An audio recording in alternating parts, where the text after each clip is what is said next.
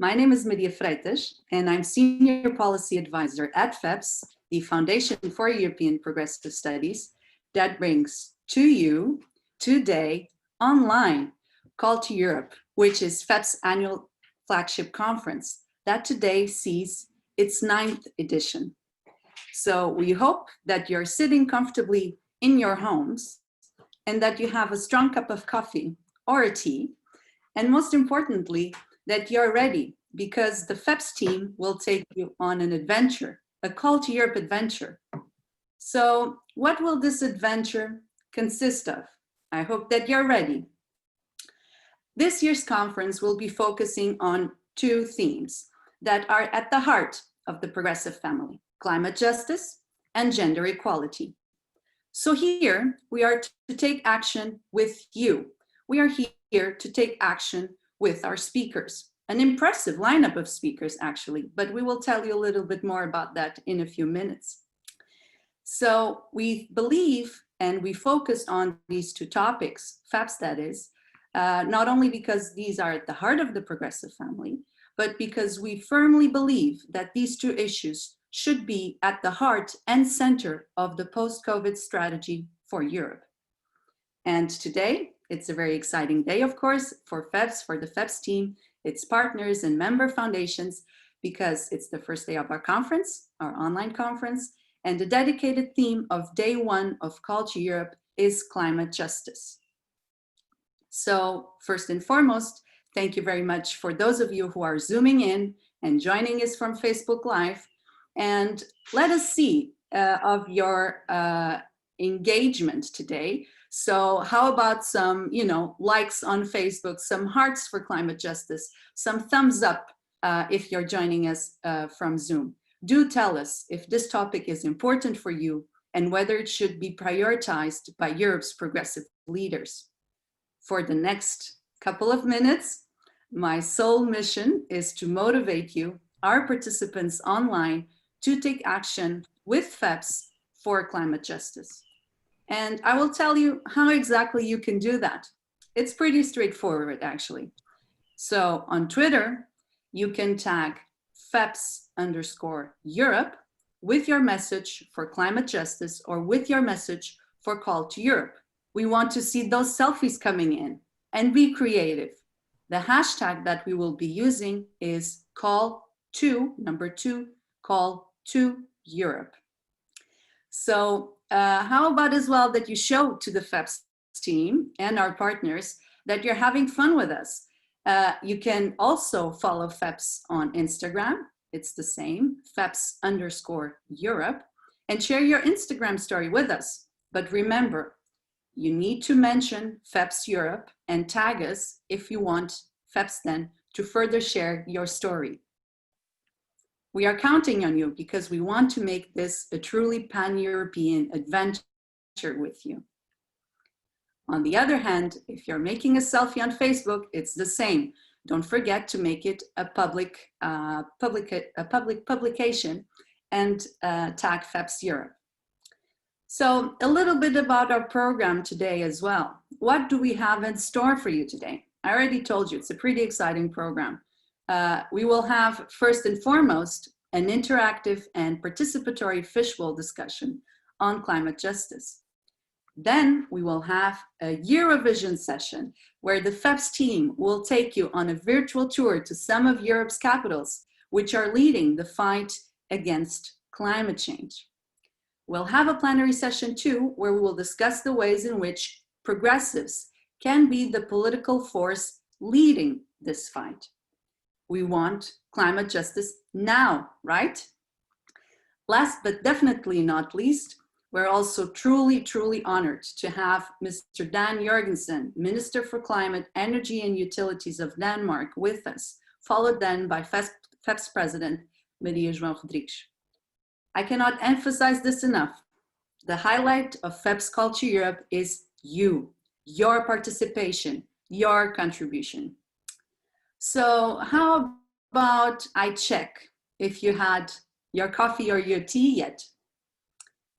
For the FEPS team here that's supporting me in the background, let me check if our participants are ready for the first poll and the first energizer of this morning.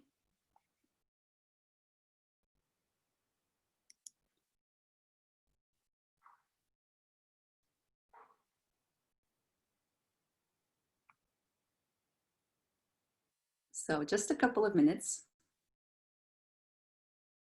And voila, we have our first energizing poll. What did you think about this question? Did COVID-19 pandemic help increase environmental awareness for the better? Yes, no, or you have a different opinion, non-applicable. This is a poll especially for participants taking part in the Zoom webinar. But for those of you who are listening and tuning with us online on Facebook, I repeat the question, and you can also chat with us there. Did COVID-19 pandemic help increase environmental awareness for the better? Yes or no? We're really curious to hear what you think about this question. So do vote, take part in the poll.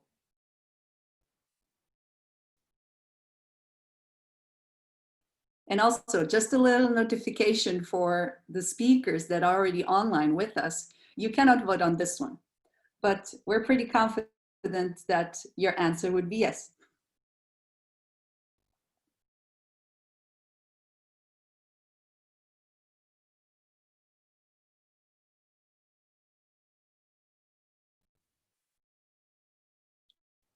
And here we are. We're seeing here the first poll results of our first Energizer of this morning. So the answer was 77% of our participants of Call to Europe said yes, that COVID-19 helped increase environmental awareness for the better. And 18% of our participants said no. How about you engage with the FEPS team in the chat box and tell us why, both for the yes and the no. We also want to hear your arguments for it. Thank you very much to the FEPS team for having launched the first poll. And also for today, what I would be curious to understand is where from you're joining us. So I'm here with you from Brussels, as most of the FEPS Call to Europe team. How about you tell us where you're joining us from?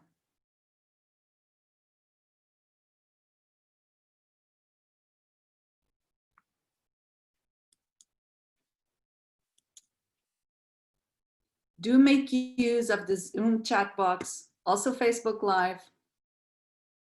Here we are. Hello, Francesca from Italy. Settimio, sorry, from Brazil. Nigel from Liège near Belgium. From Wisconsin, USA. Impressive, keep it coming. Hi, Luca from Serbia. Martina from Malta. I bike from Turkey. Okay, we are clearly beyond Europe's borders. This is really exciting. Okay. Lucas from Slovakia, but living in Hungary. Atom from Armenia. Marius from UK. Hi, Marius. Wow, this is really good. Hello, Elisa from Brussels. Kreshnik from Kosovo. And I could go on and on and on. This is really good. Thank you very much to all of you that are joining from exactly France. So you keep it coming. Thank you for sharing where you're joining the FEPS team and Call to Europe conference from. We really hope that you're excited and that you stay tuned in for this incredible program that we have prepared for you. And most importantly, that you engage, you take part, because FEPS' mission is to bridge the gap as the European progressive political think tank, to bridge the gap between the world of politics and civil society and citizens. So our mission is 3P, as we like to say it, to have a positive, participatory, and progressive debate with you all online. We have Vanessa also from France, and she's from Congo. Jairo from Brussels. Welcome to you all. Now we have a couple of minutes more before the start of our program, the official start, because here we are just, having fun with you all at the moment, drinking our coffee, starting our morning with Culture Europe, with progressive politics. So here I would also ask the FEPS team to launch the second poll that we have prepared for you. So make sure that you're ready for a vote, to vote. Okay, so the second Energizer is visible, yet again on Zoom, not on Facebook, but I'll read the question slowly so that our participants on Facebook can also convey, your vote. So the question is, do you think enough radical change will happen in the next 5 to 10 years to avoid the climate tipping point? Yes or no?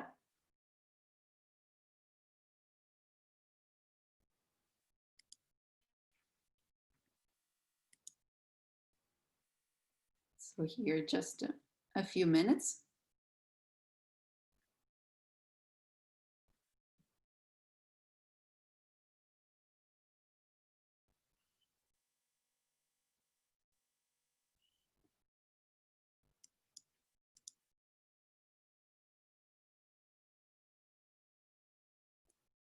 Okay, and the results are in. Thank you very much for voting.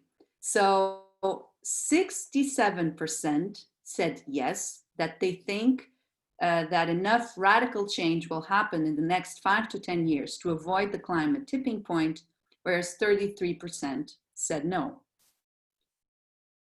So here we are again, and inviting you to also state your arguments as to why you voted yes or no. The FEPS team is curious to hear your views. And before we continue our Energizer of this morning, whilst you're having coffee back home and engaging with the FEPS team, I would also like to invite our participants to check the official Culture Europe program online. It's very easy. So you can find it at cultureeurope.com, or is it .eu? Let me double check, actually. And I'll tell you why I'm giving you the Culture Europe program. Yeah, it's EU. So cultureeurope.eu, actually. And here in the program as well, you have a couple of recommended readings and also some recommended FEPS Talks podcasts.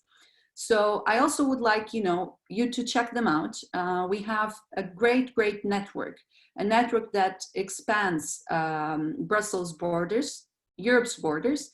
So FEPS network consists of over 65 member foundations, partners, sister organizations, with whom we work with to bring about a more progressive and social Europe. And why do we invite you also to have a look at our articles, our opinion pieces, our studies, is also because it's not only on climate justice and gender equality that FEPS is working on, many other topics, exciting issues. But here in the program, in the Culture Europe website, you will find FEPS Talks podcasts with a number of leading politicians, and these are interviewed by our amazing FEPS team. So also here, inviting you very much to have a look at these materials that we have for you and share them on.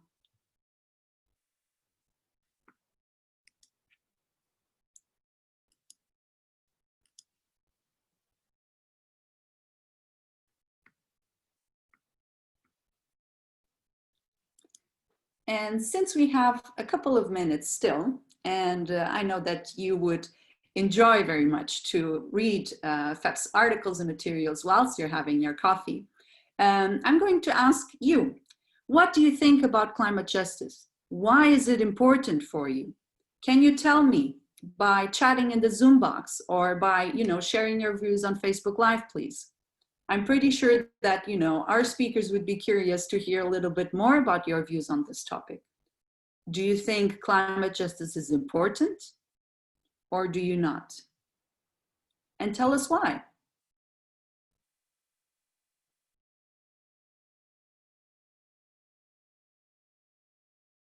We have here Azra saying good morning to everyone. Good morning to you too.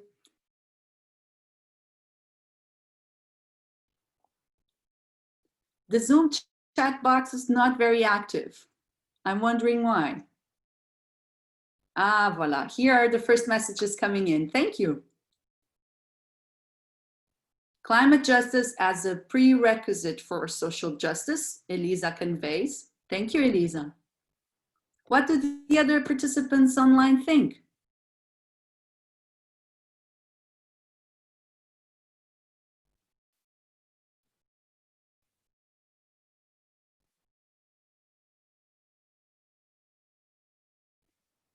Thank you, exactly.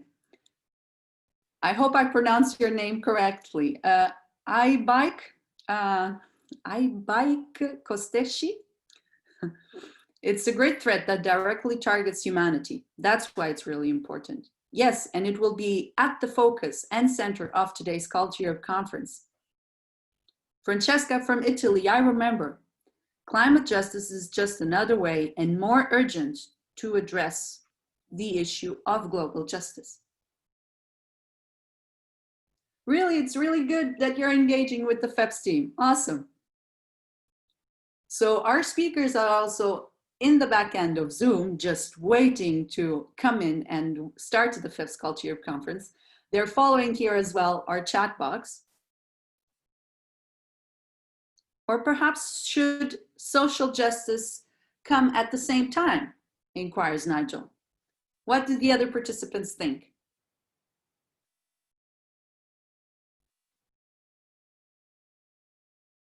Climate justice crucial for social development. Yes, Jason, very much agree.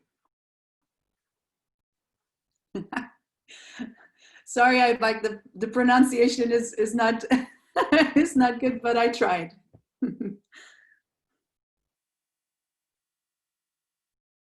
And Conrad tells us, I think climate justice is vital, but I do not think we're on the right trajectory for Paris goals. Indeed.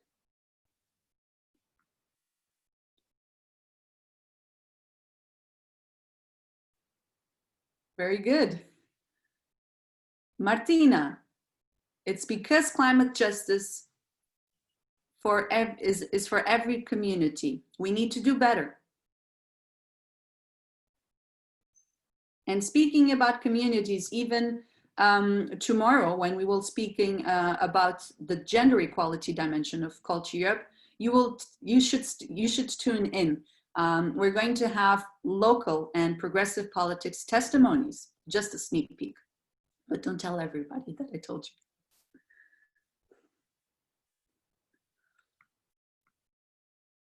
you. Okay, and Marius, because the costs of climate catastrophe will be disproportionately borne by poor people, women, people of color, those with worse physical health or disabilities, and so on. Thank you very much, everyone, for sharing. I mean, I have here a lot of more comments, but I won't read them all through. As I said, these are available for our speakers. As I said, they're just about to come in 10 minutes. I would also like to, engage in another fun thing with you guys back home. So you told the FEPS team why climate justice is important to you. What are the issues that you believe that should be tackled? I would like to do also an exercise that I got inspired by the Young European Socialists. This is a sister organization of FEPS that encompasses all of the youth, socialist youth in Europe. And it's called a lightning word. So I want you to just write up 1, 2 words maximum when you hear the words climate justice. Could you do that? Objectives, what have you, what do you think about this? This way, the FEPS team will make a cool word cloud with all of your ideas, your contributions. Can I ask you to do that? All right, thank you, Elena. Future. Equity. Thank you, Namita.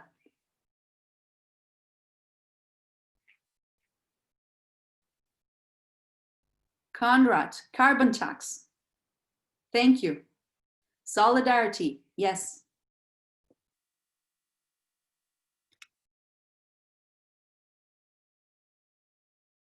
Hi, Alicia. Necessary, yes. Jairo, jobs. Stephen, inclusivity. I also hope very much that those of you that are following us online, that you're also, contributing to our lightning word exercise. It's just that I'm only seeing the Zoom for the moment, but rest assured that the FAPS team will also include your words. Oh, here we are. You certainly had your coffee this morning. I didn't have my coffee just yet. Charlotte, welfare. Marco, carbon neutrality. Bartos having the same opinion as, let me see if I find it, as Elena, exactly. Bartos having the same opinion as Elena, future. Marios, progress. Francesca, equal opportunities.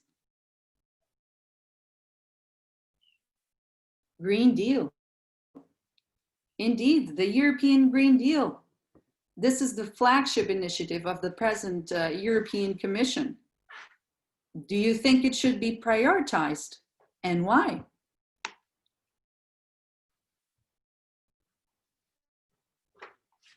Vanessa, solidarité? Oui. Nigel, generational justice, yeah. Thank you very much for engaging. You're amazing. Thank you for contributing with, your ideas to today's conference. I think we had a great energizer this morning. And in about 7 minutes, we will transition then to the official start of the FEPS Culture Conference, Day 1 Climate Justice.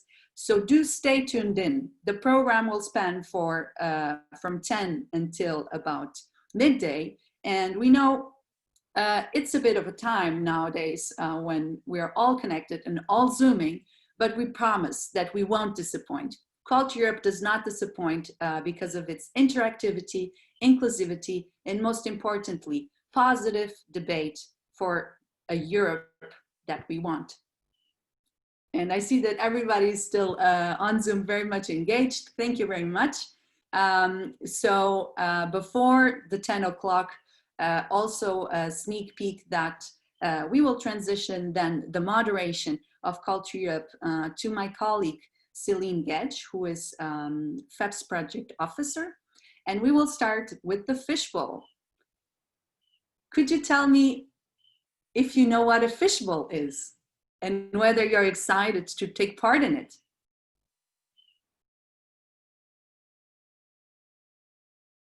Fishbowl, fish.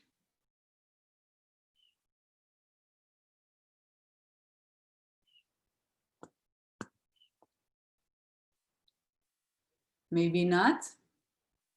I'm waiting a little bit more.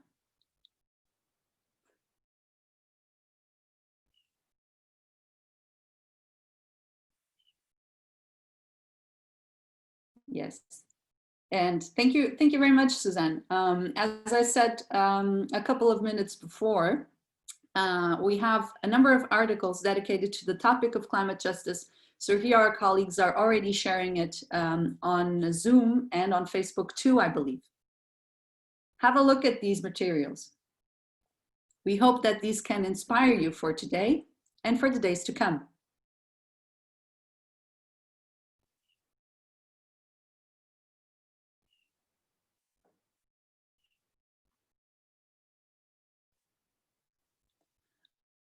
Okay, I see that my fishbowl question didn't get much traction.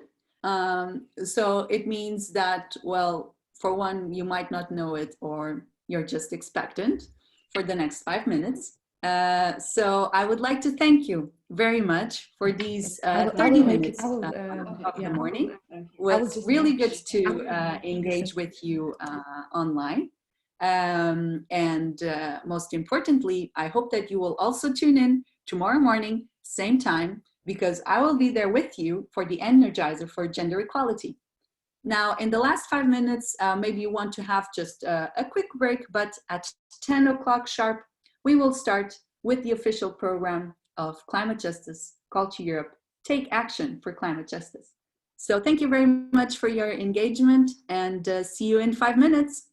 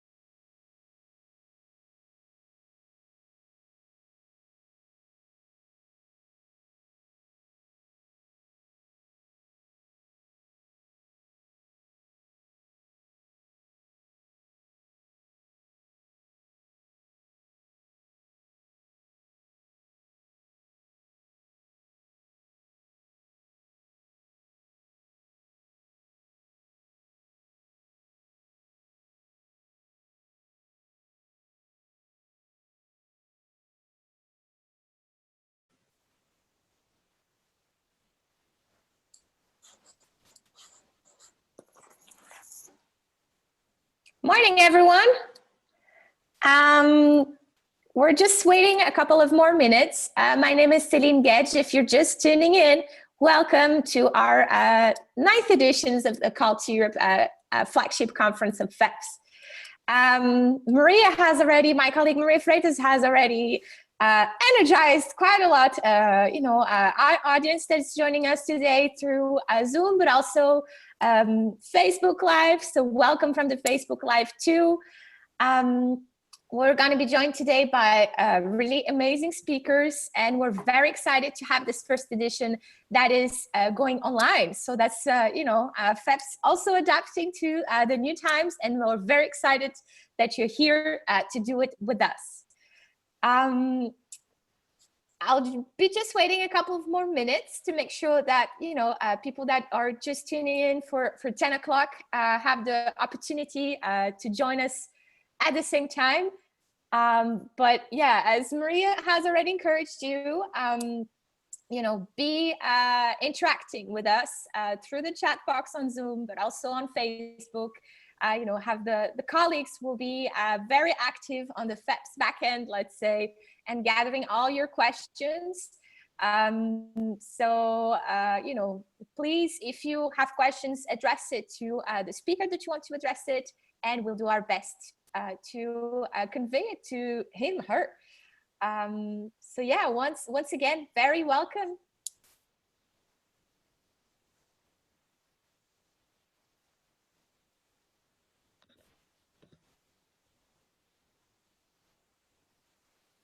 And yeah, don't forget to check out Call to Europe website. So calltoeurope.eu, which you can find a lot of really cool, interesting readings about the two topics that we will engage in this 2-day online conference that starts today and continues tomorrow with the gender equality topic. So stay tuned, because this is only the beginning.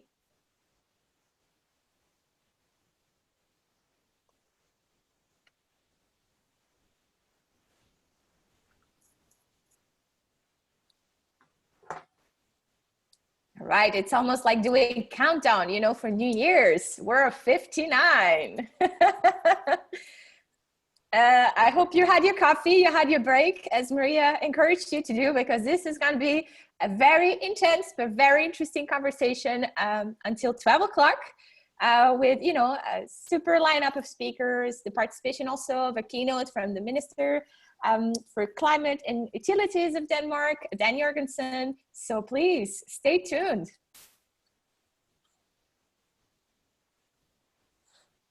Right, and I see that it's 10 sharp. That's, I think, one of the easy things when it comes to online conferences. because, the academic quarter, let's say, it's a bit restricted because, timing flies when one is online. So we have to make every minute, every second count. If you're just tuning in, or if you're watching us on the Facebook Live, welcome to Culture Up 9. My name is Celine Getch. I'm project officer at FEPS, and I'm here to moderate the fishbowl discussion that will happen in about a couple of minutes. And for that discussion, I'm very, very happy to introduce here and very honored to be introducing here Jacinth Jaffrey, who's director for the Center for Climate Justice based in Glasgow Caledonian University. Thank you, Tassin, for joining us. But also, good morning to Wendell Trio, who's director for the Climate Action Network, so short for CAN, Europe. Very welcome to you both. We'll be joined very shortly, I'm sure, by our third fishbowl speaker, who's MEP Javi Lopez from Spain, S&D MEP from Spain. So thank you both for already being here.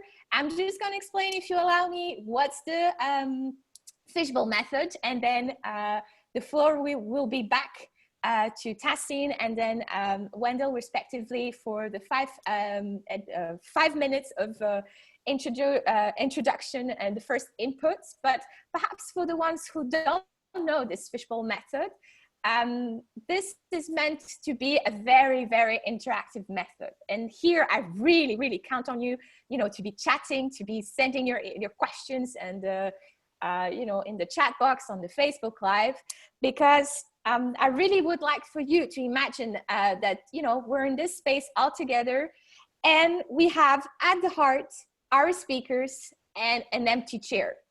So this empty chair is for you that are watching us at home, to join, send your questions, and, tease your speakers, or, ask for further information. And so really, really, I really ask you to use this empty chair, even though it's an empty chair online, which we all know it's a bit different, but, the spirit is there. You can take the floor at, through the chat box and through the Facebook comment section.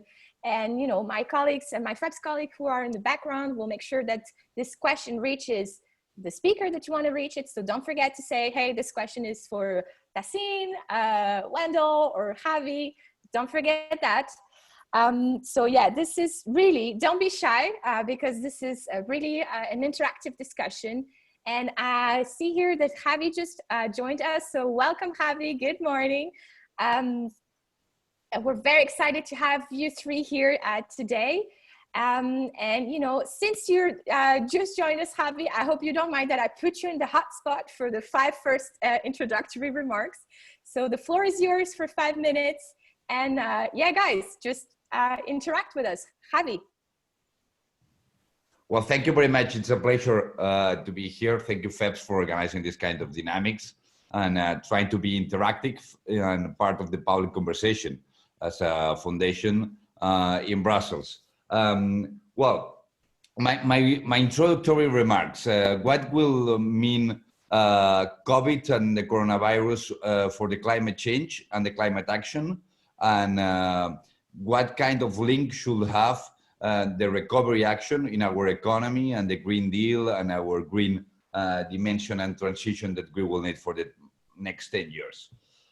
First of all, what is coronavirus for our social and economic dynamics?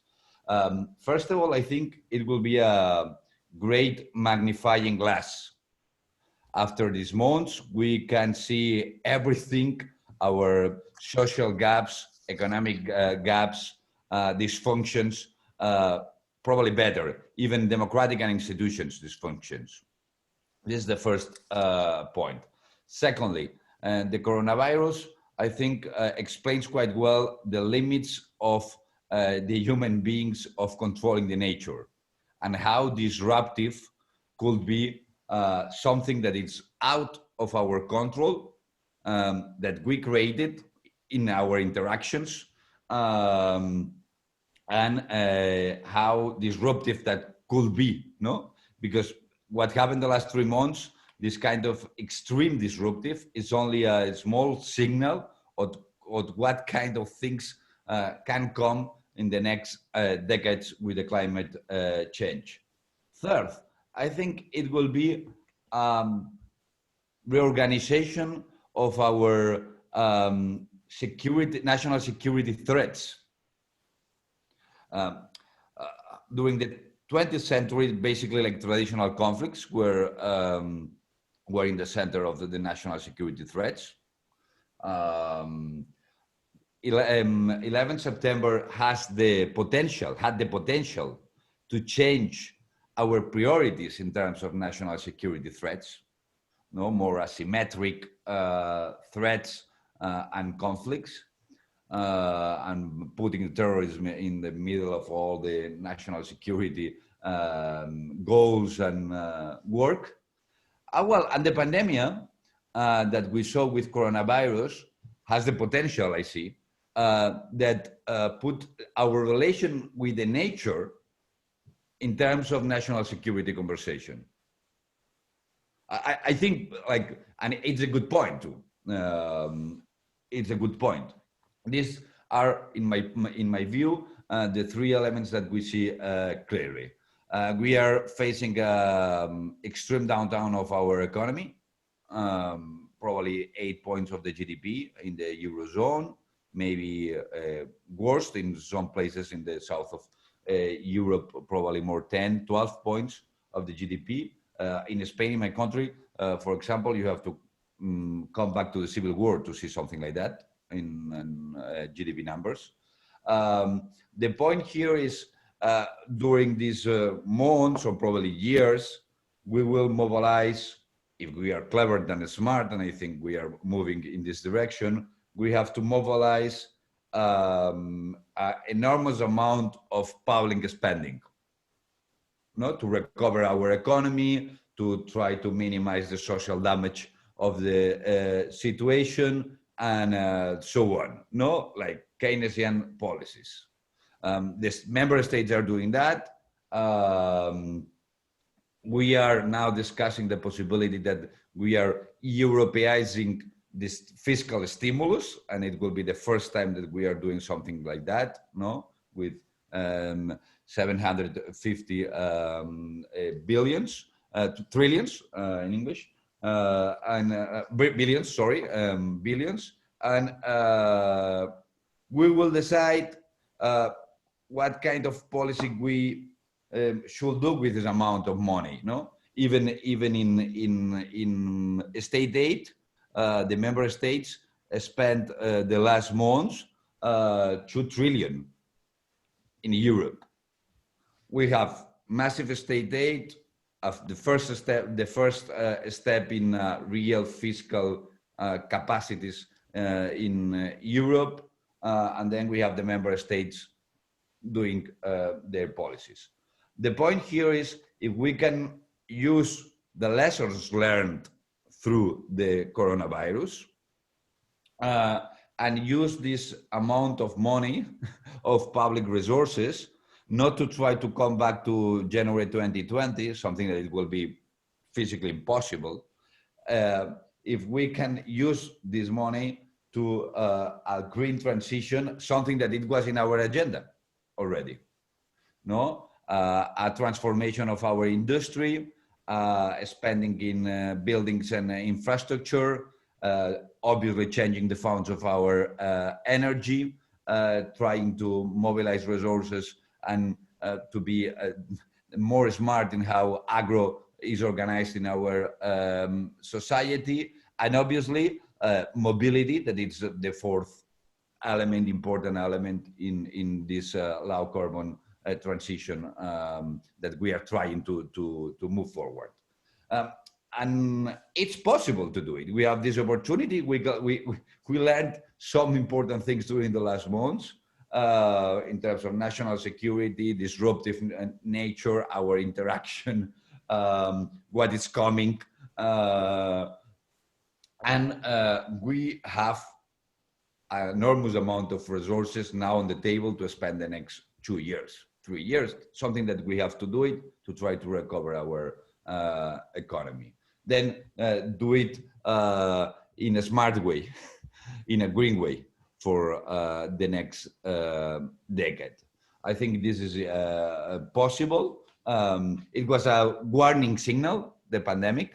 And now the European Green Deal has the potential to be the path to our recovery and to be linking how we use our resources, state aid with green conditionality, green investments in our recovery European plan, and try to do with a social dimension. That this is my last point, because we talk a lot about like a green and digital agenda in Europe, something that it's needed. But the point here, obviously, is how to mix with the other existential threat for our institutions and our way of life, as I see that it's inequalities, no? Because also it was a magnifying glass for our inequalities, this coronavirus, no? And the impact is also different. This is my remarks, my introductory remarks, but I'm sure that we can continue talking. Thank you, Javi. Thank you so much for touching already on so many topics and so many, ways of conversation. I think, I'll just remind the question, because I got so excited about it. Remind the question of this fishbowl is how to ensure that systemic change happens and that climate justice is at the heart of the recovery that the EU is now, planning and going ahead after the COVID pandemic. But thank you so much. And I think this is already reflected also in your quote, Javi, that you send us. It needs to happen in a socially just way and for a just socially just future. So thank you so much. Now I'm moving on to Tassin Jaffrey. Tassin, thank you so much for joining us. I mean, you've sent a super inspirational video, but also a super inspirational quote. So, thank you so much for that. And, you have been at the head of the pioneering research when it comes to climate justice. And, this aspect of equity also is very important. FEPS has been also working on that one. And this is why we're very excited to hear your thoughts about how we can make sure that this radical change comes and the just climate justice is at the heart. So Tassin, the floor is yours. Thank you. Thanks, Celine. And FEPS, Call to Europe, this is a wonderful thing that you're doing there, and I congratulate you. So it's both a pleasure and an honour to have been invited to take part in the discussion this morning. To revert back to the point that we're trying to raise in this event is, I'm going to start with a question. I quite often start with a question, and that one is, how do we ensure that the principles of climate justice are not only considered, but more critically embedded within post-COVID-19 recovery plans? And to be able to answer that question, I think there are three fundamental things that we need to consider. If we look at the overview of what we've learned from the coronavirus pandemic, we've seen that the price of oil has come down. We've seen reductions in global carbon emissions. People are traveling less. There's reductions in industrial activity. And so the benefits are very clear. Air pollution is much less than it has been, and particularly in cities and big cities like London, Paris, Berlin. So we know that the environment climate has had a bit of a respite with the coronavirus pandemic. But at the same time, although we hear that the virus does not discriminate, we are seeing that the people who live, who are the poorest and the most vulnerable, the ones who live in the poorest neighbourhoods, overcrowding, ethnic minorities are suffering the most from this coronavirus pandemic. And it's issues to do with healthcare and provisions such as food and medicines and so on. So I would say that the pandemic does not affect us all equally. So we take all that into stock as we enter into the easing of lockdown, and what does that mean in terms of rebooting our economies? And this rebooting will be done all pretty much at the same time, roughly all around the world. And what that will mean is that carbon emissions, the reductions that we've seen, are expected to rise significantly and strip out the carbon reduction gains accumulated thus far. And so from my perspective, I consider that it's the very same people, the group of people, the poorest and the most vulnerable, they're the ones that are going to be affected most when we come out of lockdown because of the rise in carbon emissions going forward. So the first part of my message here is recognizing that social inequality exists, and more so that climate inequality exists. And these are two really fundamental issues that we must consider in our plan of action that we move forward with. So when it comes to building back better and reflecting on these social inequalities and climate inequalities and the injustice that exists, I would say that we need to be radical and ambitious in our green transition and our plans going forward. And by that I mean clearly incorporating those justice issues into the recovery plans so they're front and center. And the things that I'm really looking for in those recovery plans are embracing issues such as inclusivity. There's voice. This is about representation, and it is about participation. And these are the cornerstones, the building blocks, the foundations of ensuring that we get out of lockdown and on the roadmap to a climate just world. And I would really like to see that unequivocally and deliberately leading to frameworks that embrace these issues. So what I see missing from the deals and the conversations so far with the Green Deals, much of it is run by economists just now.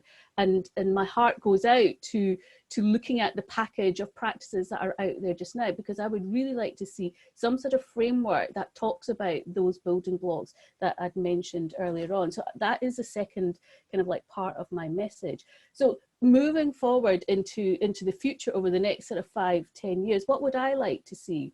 I think it's really important as a community that we drive climate justice so it becomes really visible.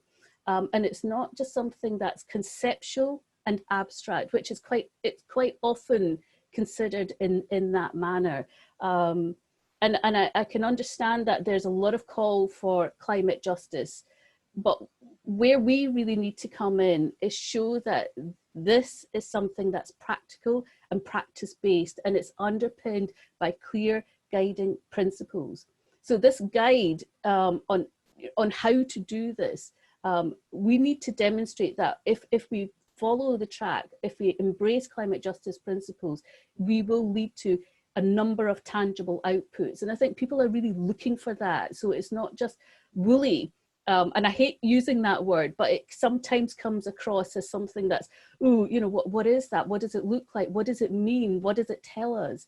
So we really need to come up with something concrete. And supporting this, I think, is really, really important to look at climate finance and other monetary structures to help underpin that. I think it's really vital that resources are directed towards programs and projects that specifically address the needs of the poorest and the most vulnerable people in society. And it's those very group that have contributed least to carbon emissions and climate change. So we need to see something very specifically directed towards that and the resources behind that, and really speak to that motto of leave no one behind. I think we really need to embrace the Sustainable Development Goals as part of our journey as we go forward. So that's kind of like the third part of my message. And I believe that these are positive steps that we can take going forward. And just to summarize it all, I think we really need to be radical and as transformative as possible. So I hope that kind of like pulls together so many things. There's only so much I can say in 5 minutes. I could talk forever, but I hope that adds some points for conversation. Definitely. Thank you, Sassine. I mean, you have already, I mean, Javi spoke about magnifying glass, you know, putting the light on these issues, and you are bringing it even in a further step, which is take action upon that, but also finances, taxation, which, you know, it's quite an opportune moment with all the discussions that are still going on for the MFF in the European Union, but others. So I think it's a quite spot on point. Thank you so much. And now I head over to Wendell Trio. Wendell is the director for the Climate Action Network and Europe. Thank you so much, Wendell, for joining us. I'm sure you will complement a lot of what has been said already, because we were very lucky to have you already in our previous Call to Europe last year. So thank you for agreeing to be again with us.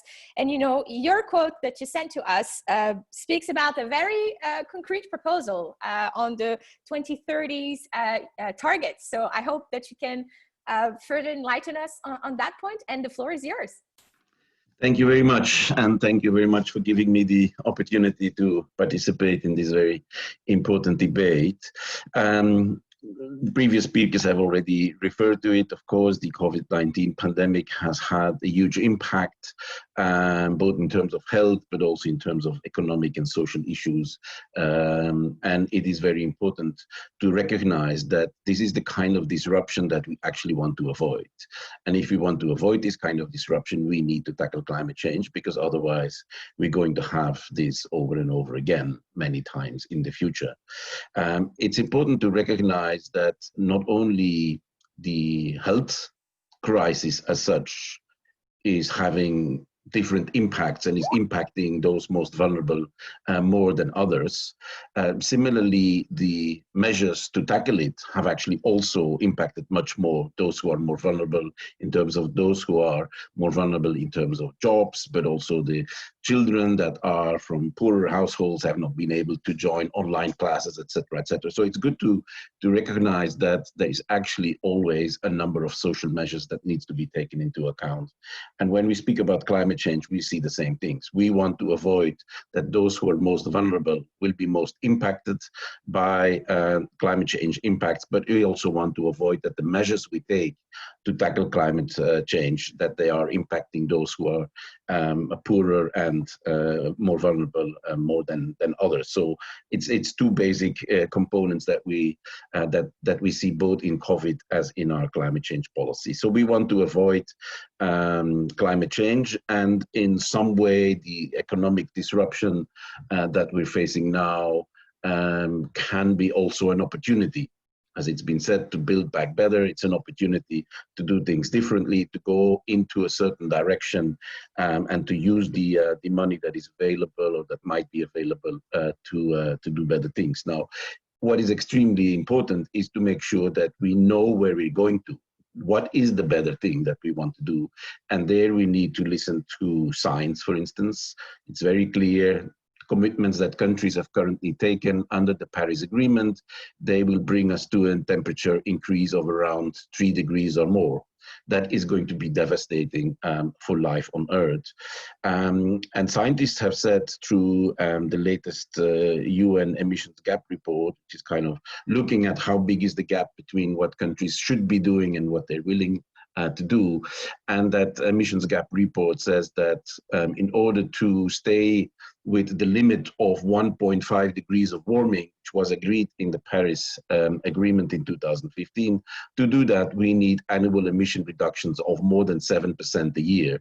Such annual emission reductions for the EU would actually mean that we need to increase our ambition for reducing emissions, not by at least 40% as it currently is, even not by the 50 to 55% that the European Commission is currently investigating, but actually to minus 65%, which the Parliament, the European Parliament, is currently debating as part of the climate law. So it's very important that our governments are clear about where they need to go to, not just in the longer term, achieving climate neutrality, but actually also what are we going to do in the very short term, and how will the recovery facility, how will the EU budget, how will national budget actually help in doing so? So that's first thing. Secondly, we need to be bold. It's very clear, big part of the problem is fossil fuels. And Europe, the European Union, should be willing to finally say, we want to phase out the use of fossil fuels. Several individual EU member states have already phased out plans and phase out dates for the use of coal in their electricity systems. The same things need to happen with phasing out plans for gas and for oil. And the advantage of those phase-out plans is that the phase-out will happen anyway. Fossil fuels are often already no longer cost competitive. They wouldn't necessarily survive without the massive fossil fuel subsidies that are being given. If we phase out in a regulated way, we can actually ensure that there's not major market disruptions, and we can ensure that the transition will be fair and just, and that we can support those workers, those communities that will be affected by these phase-out policies. But if you leave it to the market, you will not be able to do that. And so that's more ambition, tackling fossil fuels. The third item, we need to be willing to link and to look for synergies between climate policies and other policies, trade, taxation, but also social policies. And I think that's a field that has been severely underlooked at, in the sense that where are the potential links between climate change policies, employment policies, education policies, and so on. So all of that needs to be looked at. So for us, that's kind of the, let's say, the roadmap, or the guide for the cohesion policy that needs to be looked at. And we're noticing that this is not yet fully happening, and that the recovery proposals from the European Commission still leave quite a bit of room for member states to keep using the money to support continuing fossil fuel use, rather than to go into the direction of renewable energy, energy savings, etc. Thank you.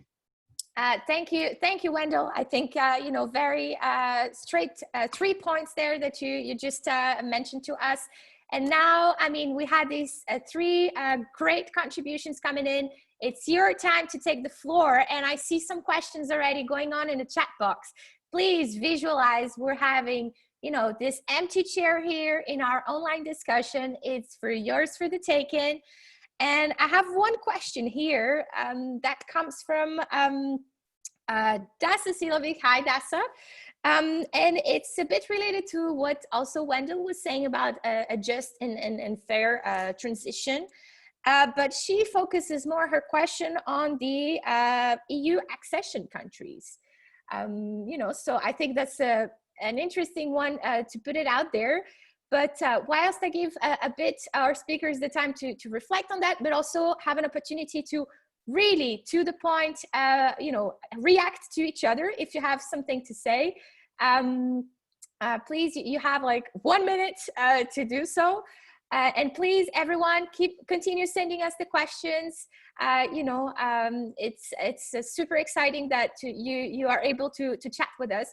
But are there any hot reactions from our speakers, from what you just exchanged? If you do, raise your hand so I can see it.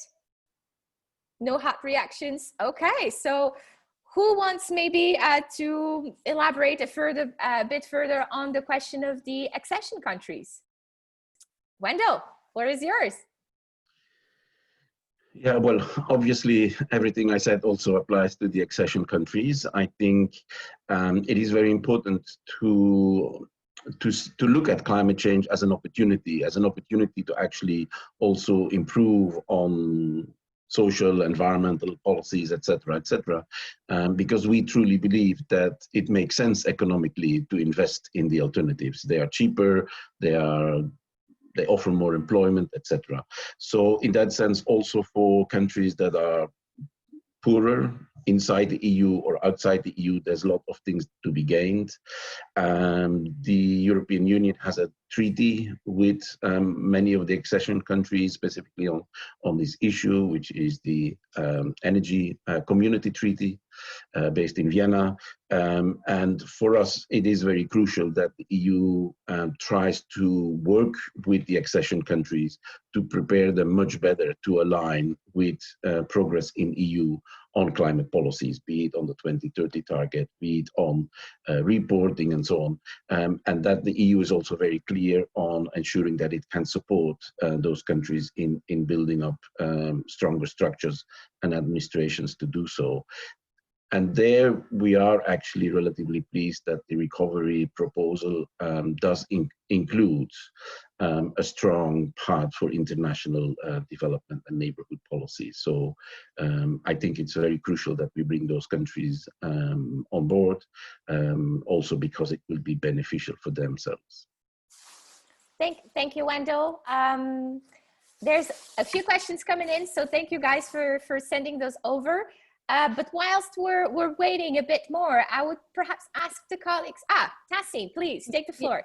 Yeah, no, I was just wanted to follow up on what Wendell was saying there, and I think when we're looking at the climate crisis, that it really is a global issue, and so I just want to echo what Wendell is saying and to support that. I think to tackle the crisis, truly we need to work collaboratively, and that collaboration and cooperation with all nation states to look at to look at how we bring down those carbon emissions and how it can be done in a more kind of fair and inclusive manner. There's a lot that we can share from countries, from the resources, the technology, the knowledge, so there's a lot that we can do in partnership. And I think working in partnership is really vital to tackling the global climate crisis. And that's what we're hopefully going to see in COP26 in Glasgow when it gets here. But we already know what happened in Madrid, that there was a lot of discontent between the developed and the developing nation states. So let's hope that that's not the case when it happens in Glasgow, but we will be making sure that climate justice is front and center in conversations in Glasgow going forward. Definitely, I think Glasgow is going to be a big moment, especially after Madrid, and the stakes are always high, and the ambitions should be bold and high, as as you have all referred to. This is, I think, a very progressive and needed, because so much change needs to happen in between the 5 to 10 years moving ahead. So this is definitely a very important point. And whilst we're still having a lot of questions, some about finances as well, but I'm going to ask the FEPS team to launch the second poll, just to tease a bit our audience here. So please, team, if you can display the second poll. And whilst we're waiting for the poll to come up, I have here a question from Stephen Hansak, and sorry if I pronounce wrongly. Stephen is asking, and here we have the first poll. So if you had to choose only one, which change would you like to see first to help address climate justice? So guys, go ahead, go voting. And whilst our attendees are voting, because panelists cannot vote, but I will give you, a question here from Stephen. Stephen Hanskook says, many view that climate finance is not going to those in need. How can the European Green Deal be structured to address this injustice, as COVID-19 will further deepen the condition of the poorest, especially in developing countries? Tassin, you have already touched a bit on that matter, but if I have any first takers on this question, so how do we make sure that the climate finance goes to those who are in need? Wendell. I mean, there's two elements on that question, I think, and I don't know which one does this refer to, in the sense that what we see with international climate finance is that there's a huge preference for both donor countries, but also private investments to go into mitigation, which means to go into how can we reduce emissions, because that's often economically more interesting projects, building renewable energy and infrastructure and so on and so on. While there's of course a dire need for many in poor countries to get investments in what is called adaptation, ensuring that people actually can reduce the impacts and prevent impacts to happen. And there's an important problem. And as NGOs, we've been advocating for a balance between the two and ensuring that public climate finance would be equally spent on either reducing emissions and on supporting poor people in dealing with the impacts of climate change. That's one part of the question. The second part of the question, obviously, is that climate finance basically goes through governments. And of course, there are sometimes challenges also in developing countries to ensure that the money that goes to the government is actually being used to really support the poorer people. Now, that is a much more difficult problem, and I don't necessarily think that we as Europeans need to solve that. And I think that's where countries themselves have a responsibility, including the people, of course, to ensure that governments represent their interests. Thank you, Wendell. Anyone wants to comment second on that? Or otherwise, I'll just be, yeah, Tassin, go ahead.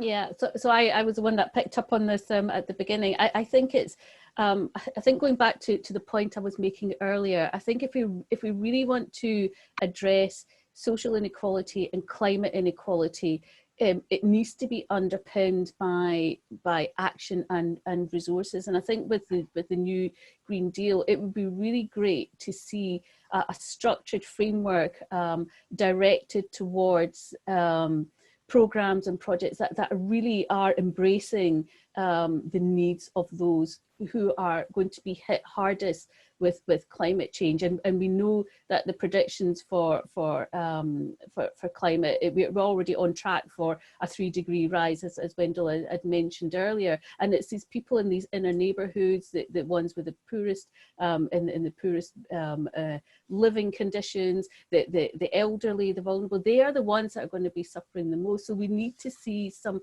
real energy directed towards addressing critical issues that these neighborhoods and these communities face across Europe. I mean, we work a lot in the global south, and we're dealing with what's happening in the developing countries, but those issues are very similar to what's happening in Europe. I don't think, you know, the scale of the issue is we're looking at very different scales, but the fundamentals are the same, whether it's in Europe or the global south. So I really would like to see something positive and concrete coming out of this, because otherwise we're never going to get there. I think we're always going to end up leaving the poorest behind.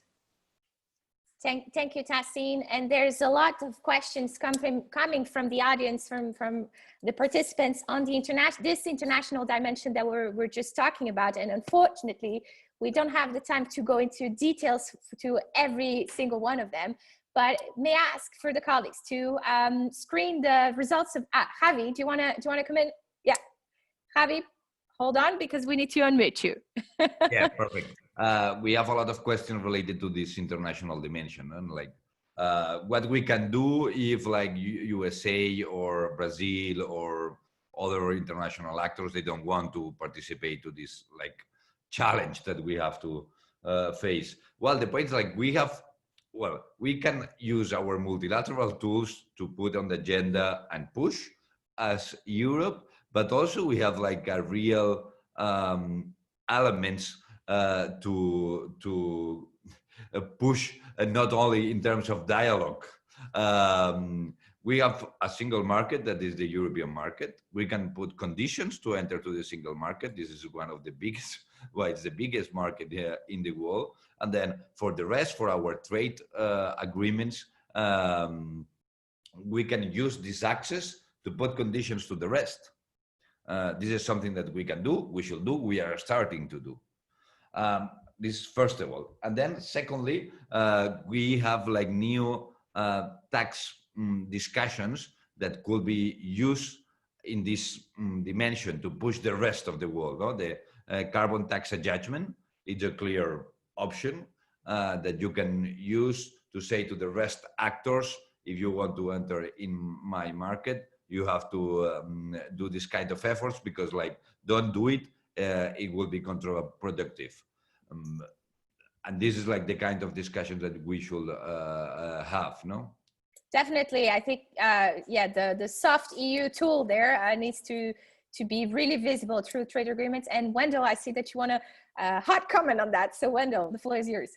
quickly. Just on this topic, because there's not always correct information floating around. So obviously the EU has taken a leadership role in terms of promoting and really affecting emission reductions in the period, let's say from 2005 to 2013, 2014. But if you look at the last couple of years, our emissions have more or less stalled. They're still at the same level over the last 5 years, while in many other countries in the world, including in China and in the US and elsewhere, there have been actually massive emission reductions. For instance, for China, climate policy is an important policy. Yes, they still invest in coal power plants, etc., but they also massively invest in the alternative solutions. Similar for the US. Yes, there is a very negative federal administration, but in many of the states itself, there is very progressive climate policy. And so that we have seen substantial emission reductions in other parts of the world. So the argument that Europe is doing this alone is really, it's outdated. Let's leave that behind. Europe is lagging behind. The others are now taking the lead and Europe needs to catch up again. I think that's the real image that we need to use. Thank you, Wendell. And on this very, pro-solidarity note, because I think this is also one of the core issues here today is, solidarity not only within the EU, but also North-South and others. I mean, needs to be on the spotlight. And speaking of spotlight, can we just screen the results of the poll that you guys just participated? So if you had to choose only one, which change would you like to see first to help it to address climate justice? And this is advance in redistribution of wealth to address inequalities. And, on that result of the polls, I'm very happy to be welcoming here FEPS Secretary General Laszlo Andor. Laszlo, you have, worked a lot already on the issues of inequalities. And I was wondering if you could give us in 2 minutes, what do you think? Do you agree with the result of this poll? Or do you think, other elements should be brought to the table to make sure that we ensure a systemic change, putting climate justice at the heart of recovery? Laszlo, floor is yours for 2 minutes. Well, first of all, Celine, thank you very much for inviting me to this roundtable. I learned a lot already, and if you ask me about this poll, indeed, for me, it's a very important confirmation that the progressive community considers it extremely important to connect the green agenda with social policy and the measures that can tackle excessive inequality in our societies. But I also want to thank Wendell for the latest comment, which was highlighting that Europe is actually falling behind. Because I also had this perception, due to the Paris summit and other important achievement, previously even the Copenhagen summit, that Europe was leading the exercise. To some extent, this was true. But if we have a more global perspective, let's get our act together and then show that, the Green Deal takes a flying start, and it's not a kind of paper tiger, which the European Union can sometimes produce. And one half a minute for advertising, because exactly in order to boost this thinking, but also the policy action, we brought out a new issue of the Progressive Post Today, which is the flagship publication of FEPS. And indeed, much of the articles and the analysis in this is looking at the question of how to finance the Green Deal, how to ensure that the COVID crisis is not diminishing the importance of the Green Deal on the agenda, but quite contrary, we can actually organize the recovery and reconstruction strategy around the Green Deal in Europe. So after the meeting, not during the meeting, but in the afternoon, find the new issue of the Progressive Post online. Thank you, Laszlo. Definitely, I think it's a pretty exciting issue, and I'm sure you'll see here in the chat box, the colleagues will kindly share the link with you all.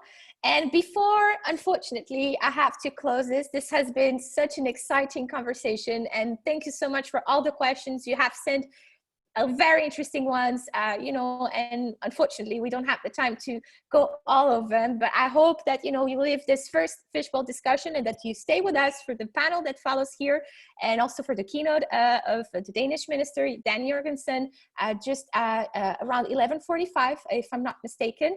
And before we leave, I'm going to ask the speakers to smile for the camera, because whilst we're not physically together, but we still hold to these traditions of having this family picture, even it's through screen, which we all know it's a bit strange, but you know, we really would like to keep this vibe, you know, this feeling of togetherness.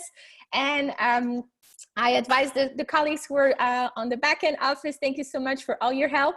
And here we're ready for the family picture. So smile for the camera in 3, 2, 1. Cheers. All right. Thank you so much. Thank you for your time. Tassine, Wendell, Javi, thank you so much for bringing all these elements to the discussion. Please, panelists, and if you have the time, and attendees, stand with us. We're continuing the discussion on the next panel. And here I give the moderation totem, let's say, to my colleague, Charlotte Billingham, who is Senior Policy Advisor at FEPS. And she will be moderating the upcoming discussions. Once again, thank you so much for your time, and thank you for being here and sending all of those questions. Charlotte, the floor is yours. Thank you very much, Celine. It's been a pleasure listening to this morning's sessions already. I think we've gone through so much, and it's really good to see the debate is developing. Thank you to everyone who's joining us from all over the world. This is fantastic and really helping feed really the crucial issues that we want to be discussing today. Thank you very much to the last speakers as well that joined our fishbowl. Now this part of the morning of Call to Europe Climate Justice is going to, it's called Eurovisions. So basically we're going to take you on a tour of a few of Europe's capitals, where we're going to be joined by FEPS network in those countries, and they're going to bring the country dimension, let's say, to the European discussions. Eurovisions, because we want to really celebrate the richness in diversity, but also we want to step out of the bubble and really get the visions from across Europe for our actions on climate justice.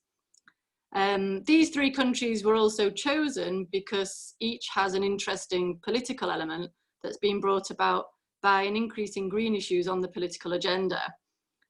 So I'm going to introduce firstly our speakers. I'm on my phone, so I can't always see everybody, but we firstly have Aja Vrenjak from Youth for Climate Justice in Slovenia. And hello, Aja, and thank you for coming. Nice to join. Nice that you can join us. Hello. Hello. Just to let you know that Aja is joining us from our Slovenian think tank, Društvo Progresiva think tank. And then we also have Edmunds Sepuritis. Edmunds, are you there? You're joining us from Latvia, and this studio is powered by our Freedom and Solidarity Foundation in Latvia. Edmunds Sepuritis is co-chairman of the Progresivi Party and environmental activist. And we'll also have 2 people joining us from Vienna. There, I can see you great.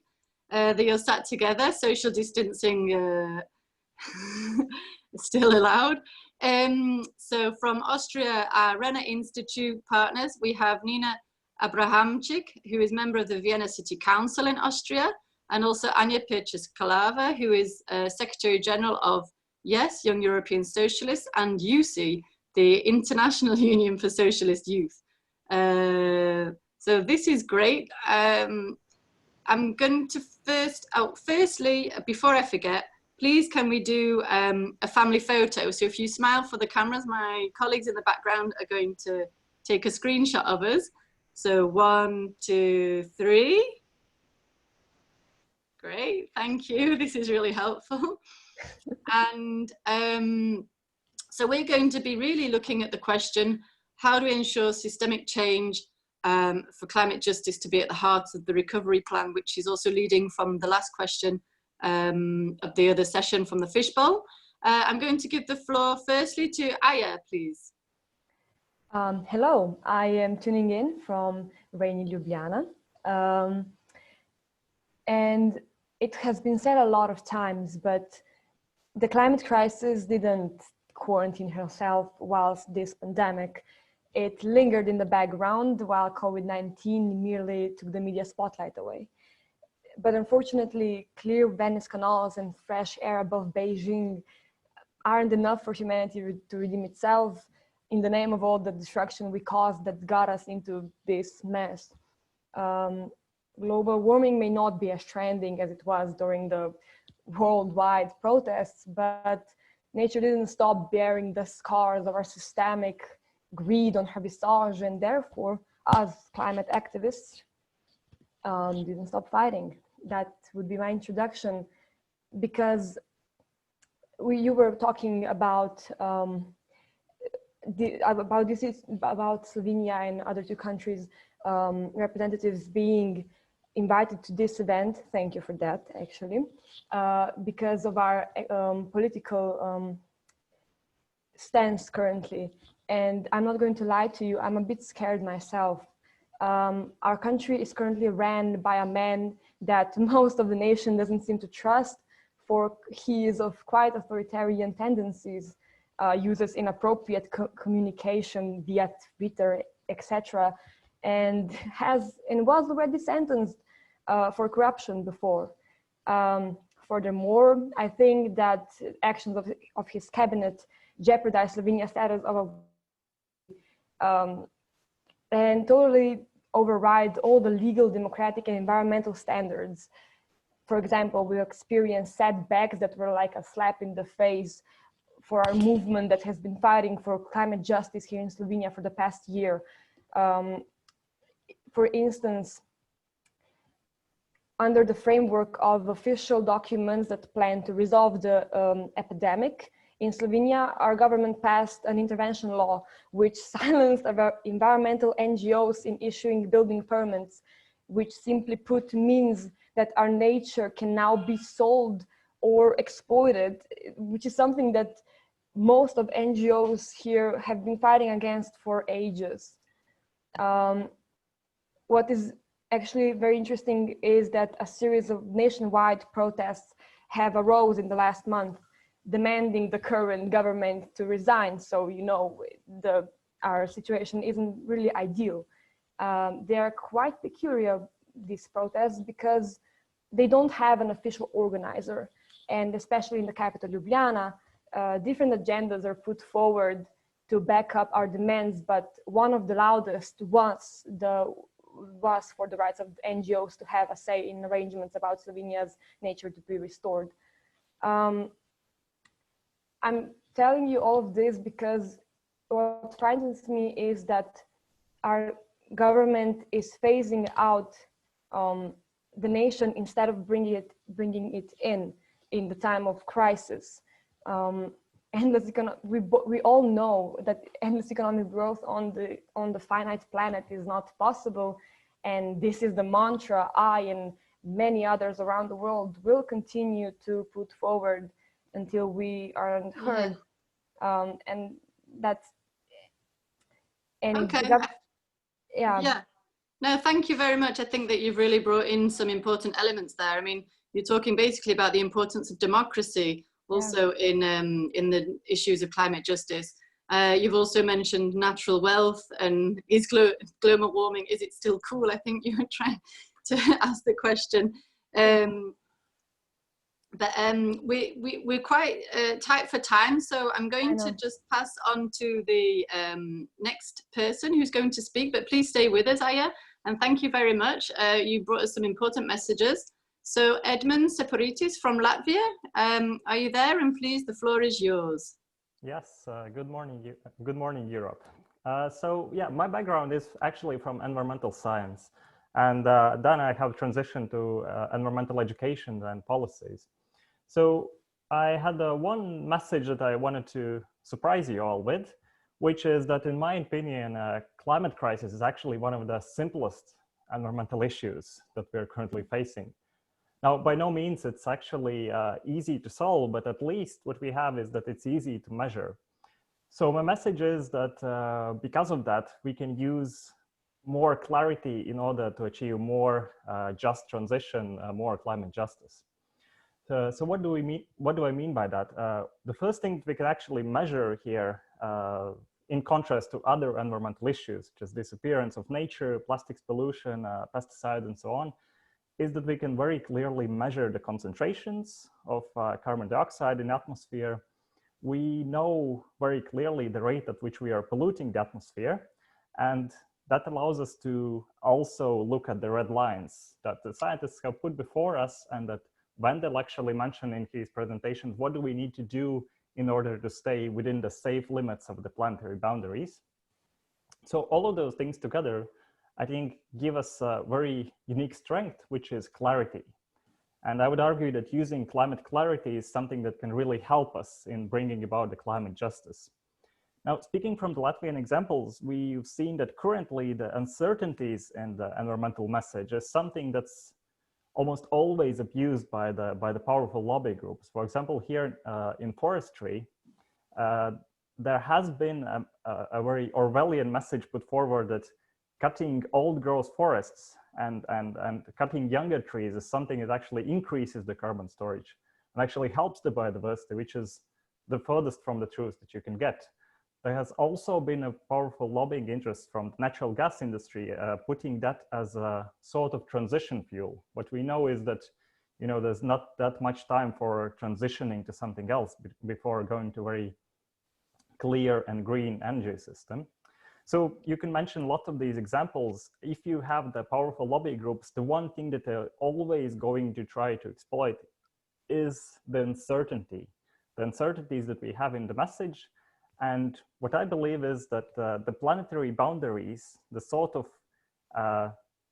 limits and the red lines of what our life support systems on this planet can actually sustain are very clear here in the climate case. We know them. There are some uncertainties, but we can have a very clear message of what we need to do, how fast we need to do it, and also we can know quite clearly how much that would cost. So yeah, as I started my career in environmental science, I learned the one thing that you can't actually negotiate with the natural systems. They are just strict limits you have to abide by in order to live sustainably. But the powerful will always want to bring the policies and these questions to the negotiating table, because they know that's the place where they can win. That's the place where they can use the power against those who have much less of that. And if you look at the Latvian context, and perhaps even broader in Eastern European contexts, then you can definitely see that the civic society has much less power than the industries. So what I wanted to conclude is that we would need to strengthen the message of climate clarity and use it not only in communications, but also when framing policies, because the more clarity we have, the less power is given to negotiation tables, less power is given to the all kinds of communications that go against the common goods and against the kind of decisions that we need to make. And that is my main message that I want to take from the Latvian context, that more clarity we put into the message, that there are very specific, very clear targets that we need to do, the less kind of shifting of those narratives to one or other interest groups is going to take place. And I believe in order to ensure more of the climate justice and just transition, the clarity is the kind of one tool that really, really works for us, and that helps us to keep the main messages stronger. Thank you very much. Thank you very much, Edmunds. Yeah, I mean, absolutely, the clarity is really important, as is the science behind, and really the measurements that help us to set those red lines and to know our limits is some really important messages you brought with us today. And really, like you say, seeing how the powerful, how we can change the shifting of the narrative to ensure that there really is more sustainable, more equity, more equality and sustainability for all people that's included in our discussions. More inclusivity, I think, was also mentioned earlier. Thank you very much, Edmonds. I'm now going to swiftly move back across Europe to Austria, to the panel in Vienna. So now Austria is a very interesting political agenda now, and especially also FEP's research on millennials showed that environment and concerns about climate change were very much top of the concerns for young people. So I'm going to firstly give the floor to Nina and then to Anna. Thank you very much, Edmonds, and the floor is yours. Yes, hi from Vienna. It's great to be with you today. Thank you for introducing us. First of all, yes, it's really important for young people talking about measures against climate change. I really want to bring a few examples from Vienna, not really Austria altogether, but Vienna, because I'm a member of the Vienna City Council. And last year we invited the youth of Vienna to tell us more about their expectations and what they want and need from Vienna politics. More than 22,000 people participated, young people up to 18 years. And number one topic was environmental issues and climate change. So when I talk about climate change, I always say there are two really important things. The one are the big measures where we need the European Union and all the other international things to, as we heard with COVID-19, flatten the curve. It also appeals to climate change. But what we also need are measures regarding all the consequences of climate change we already face, like heat waves or rain bombs. People have to live with that now. We won't be able to stop or rewind that. So as the city of Vienna, we try to take different measures. And the really important thing is that you cannot say there's one policy area where you have to think about climate change. You have to think about climate change in every single policy area. So this concerns how we build houses and flats and apartments. This concerns planting trees. This concerns public transport. I don't know if you're aware, but in Vienna we have, if you buy a ticket for public transport for the whole year, you pay 365 euros, so €1 a day, and you can use it all. That's something where actually we as a city spend money because we think it's important that people use public transport and not cars. We have 53% of green areas in Vienna, and although we're a growing city, that is something we really work on keeping and actually expanding. We built drinking fountains in the whole city because we have summers with up to 38 or 40 degrees. So it's important for everyone, if they are outside, that they have the chance to drink something. It's about shadow in the city. It's about fronts of houses and making them green. One point that's important for me, which I wanted to give or share with you, because in the invitation to today's conference, you wrote about what we want to achieve in the next 5 to 10 years. So I wanted to talk about Vienna and its sewage purification plants, because usually they are real big consumers of energy. In Vienna, they took up to 1% of the whole energy Vienna used as a city. 10 years ago, we had the idea to change that. And from the idea over deciding it in the political committees until last week, where we finished rebuilding the whole thing, it took us 10 years, but now it does produce energy. So our purification plant in Vienna will be able to not only sustain itself, but also to heat households.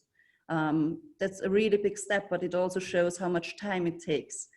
And it's just one idea, but I think the important thing, and that's the chance of coming together here, also yeah, if it is via Zoom and not in Brussels, that's a good thing, because we can exchange our ideas, can exchange best practice from different countries, and give ourselves the hope that things can change and will change, and especially for young people, especially for them, because they will have to live with the consequences if we do not start now spending in public spending for infrastructure, and to really get into making the big measures and taking the important steps.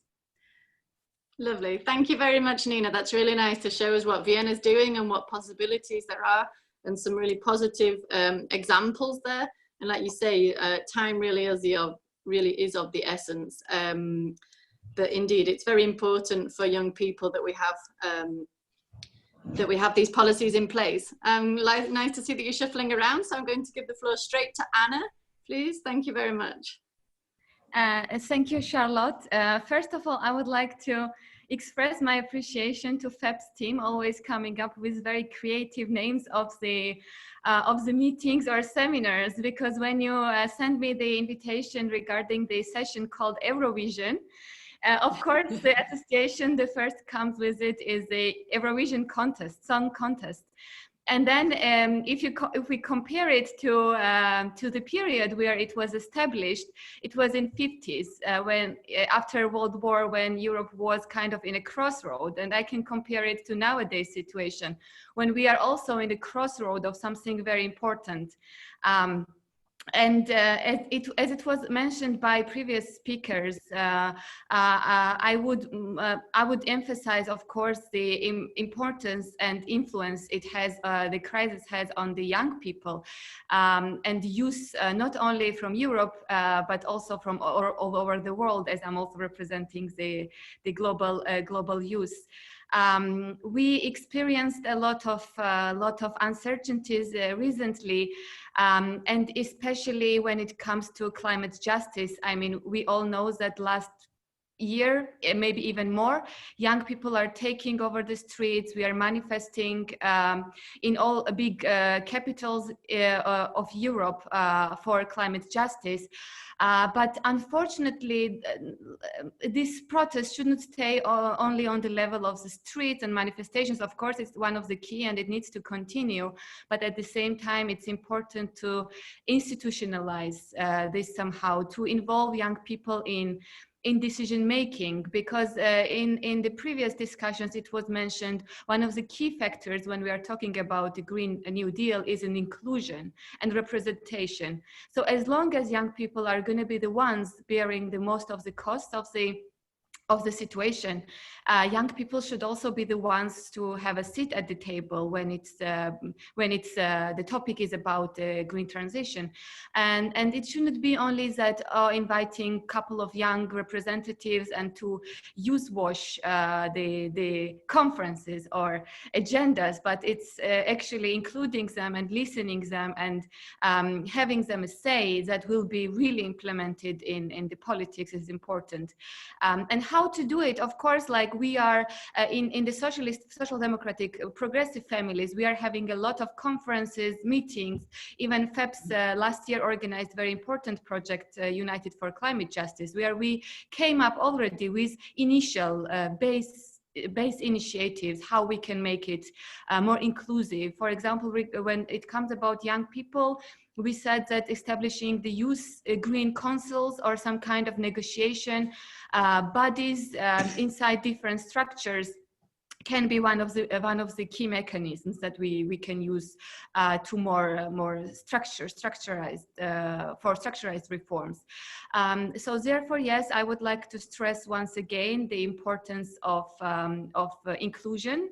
Of course, not only young people, but also to cover intergenerational aspects and how can we bridge the gaps, because it also affects everyone around the world. Therefore, yes, my key messages are this inclusion and representation. Okay, great. Thank you very much, Anna. And yeah, indeed, please go to FEP's website to see the document that Anna was referring to, the United for Climate Justice.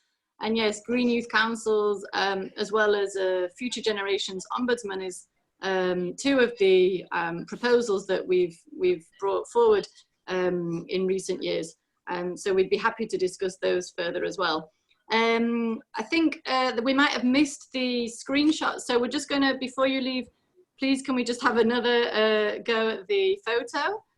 So I hope my colleagues are ready in the background to take it. We're going to do the family photo. So after 3, everybody smile at the camera, please. 1, 2, 3.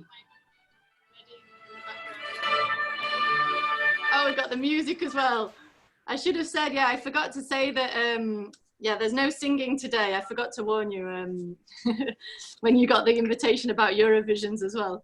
But thank you very much for joining us, everybody, and inspiring us really with your call to Europe, Eurovision.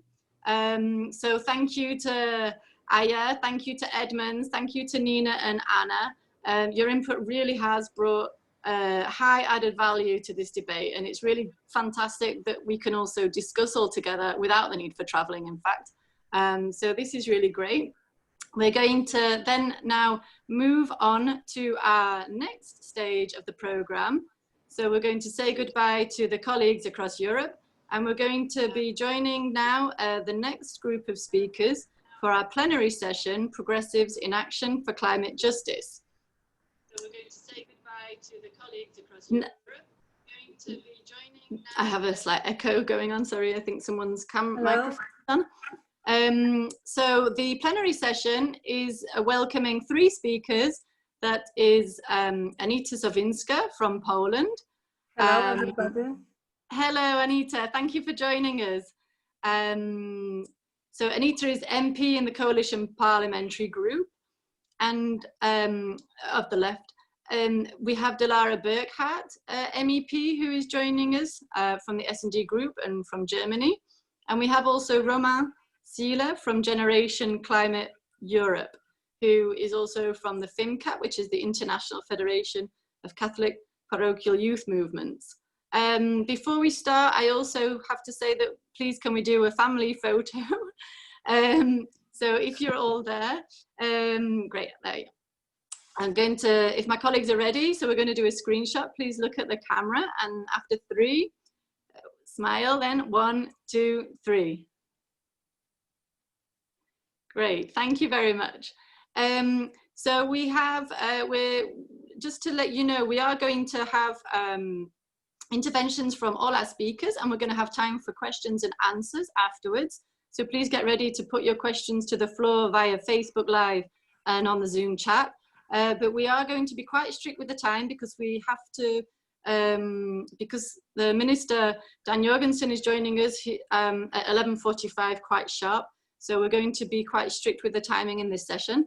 But I'm going to first give the floor to Anita, and you're going to discuss the 3 main policies you'd like to see first to implement and kickstart systemic change. Thank you.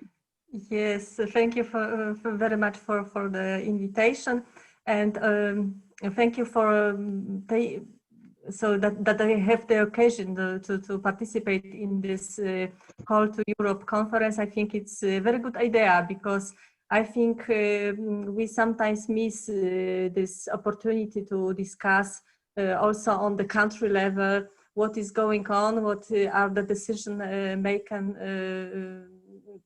on the European level. So I appreciate this very much. So I would like to, when I prepared to this session, I was thinking about what the politician could do to accelerate the change. So, you know, I'm from my previous job, I was project manager and also consultant in process improvements. So I saw at this process of the climate change and our transition from the project perspective, I would say. So, and I see the goal, which is very ambitious. So it's climate neutrality by 2050 and where we are. So, and I see a big gap now. So this is the first conclusion I have. And the second one is that sometimes our actions which are going in different directions. And I think one of the reasons is that maybe we should rethink our targets and our measurement system. And I give you an example. So maybe from the area of waste management, or maybe rather circular economy, because circular economy is a brighter idea than waste management. And it is very often confused with recycling, which is not the case. So as you know, the European Union has set the targets of packaging recycling. So which is, for example, for paper and card box, it's 75% by 2025. And the question for me is this really the good target? Because this means that, for example, the office which produces 1 ton of paper waste can recycle 75% of this, so 750 kilo.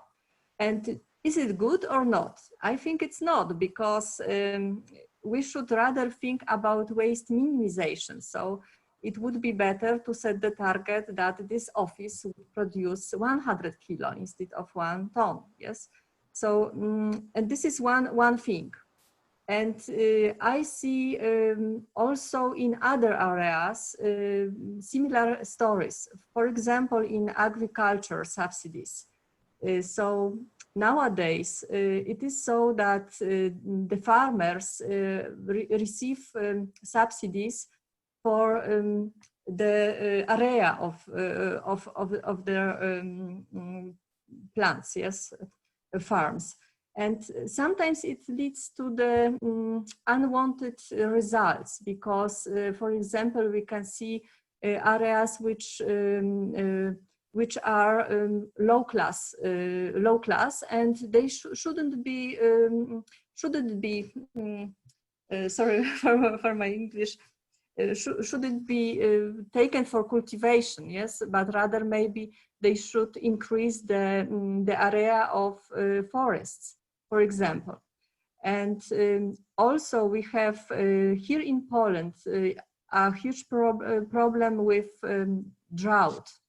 And maybe we should rethink our subsidies in such a way that the farmers are motivated to have the lakes or areas which can be covered by water in some time during the year. And so, and the proposals from the scientists are on the table. Yes, so that's and maybe we should rethink if this could be a change, because the decision how we set targets and how we set measurements have very big impact into the future. And we should create the system that it works like a catalyst, like and motivate people to the change that we want to achieve. So this climate neutrality by 2050. And the third area, also connected with this idea of the measurement and the goal settings, are investments. So I give you also the example, because sometimes it's better to understand the idea on example. There is a huge discussion, for example, here in Poland, about a building of the new airport in Poland. So this is next to Warsaw. And for me, the question is if we really need this new airport, and what is the goal? So I think that the goal should be the fast connection with Europe. So, and can we achieve this goal with another ways? So, for example, with the train, with the fast train. So I think yes. So. And here is the question: if the EU funds are spent in a proper way, There are a lot of examples also, artificial lakes, which are called green, and in fact they are not. And for me, so my dream is that the EU funds, which are very big here nowadays, so if they can be spent in a better way, that they really that we can use measurable system to make the right decisions. So that's all for my side. All right, thank you very much, Anita. That's really nice. And also that comes back to what Edmund was saying, that we really have, we can measure things now very well. So we really need to use the tools that we have available to spend the money better. And it's great that you talked there about waste, agriculture, and how we can invest better. I'm going to pass the floor now to Dilara Osi as well, who is MEP at the European Parliament, who is also following all of these issues. So thank you, Anita, and over to Dilara, please. Yes, thank you, Charlotte. Thank you, FEPS, for inviting me, and also thank you for Anita to giving a good kickstart, because I can really connect to a lot of things you have said, because I think what we are sometimes missing in the debate is that we really have to connect the different level of policies making as progressive, because we have to work together. So if we look at the broad scale, that the investments that will come now after the corona crisis, we see that there are billions mobilized all over Europe. And of course, we have to see that we make current policies with them, and that we make them be connected to the goals we are having as a community. And of course, every puzzle has to fit together on that point. We cannot propose something on a European level and then the national level does something completely different. We have to make current policies to achieve the goals we are setting with an ambitious Green Deal. And as you also mentioned, Anita, in your statement, is that we have a very complex field of policy making when we are talking about how to tackle climate change. So it's the question of climate laws on a European scale. It's also the question of how we can make it possible to have a circular economy, to make a more efficient use of the resources we are using, how we can protect biodiversity, how we can invest in sustainable technologies. This is all interlinked together, and it makes a broad field of action that we can take as policymakers. What we are experiencing right now, that especially the conservative politicians now use the corona crisis to say, oh, we don't have time and we don't have the money, and we first have to focus on getting the economy run again. But I think especially now we need to push for sustainable policies, and we need to do this on all levels. So sorry for this little excerpt, but of course I want to directly link that to the three proposals I think are most urgent now, especially as I'm in the European Parliament talking about what is on the European agenda. I would firstly really want to stress the need of an ambitious climate law. The climate law always was in the heart of the Green Deal, because it's a manifestation of the goals we are setting as a European Union, that we want to reach climate neutrality in 2050. And we right now having a very intense debate in the European Parliament, because our coordinator in the ENVI committee, Jytte Guteland, Socialists and Democrats from Sweden, she proposed a parliament stand on it, and she proposed, for example, to raise the 2030 goal to 65%, which is really ambitious, and also very putting some movement in the council, because we know that there are some people already having problems with raising it to 55%, but 65% is the goal that science says to us that is necessary to achieve to hit the goals of the Paris Agreement. So I think it's very good that the Parliament pushes now for ambitious climate law, and it will be discussed now, and we have to lay it as a ground. And I think it's important that we keep the pressure high and not making other actors postpone the decision on a climate law. The second proposal I want to stress, because I think it's very important, and we sometimes have a little bit discussion also in our political family on this is the question of the reform of the common agriculture policy, because as you said, right now we are giving the subsidies based on the size of the land and not of what is happening on the land. We don't value the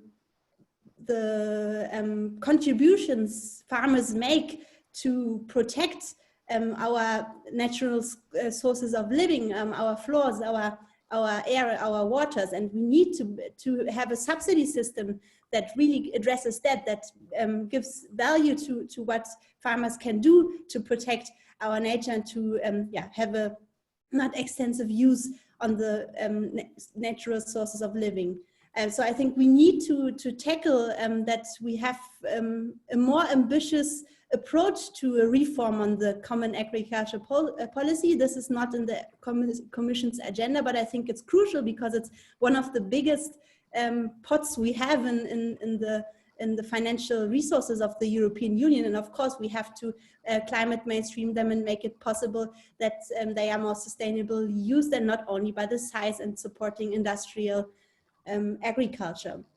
So I think this is a very second important thing we have to do.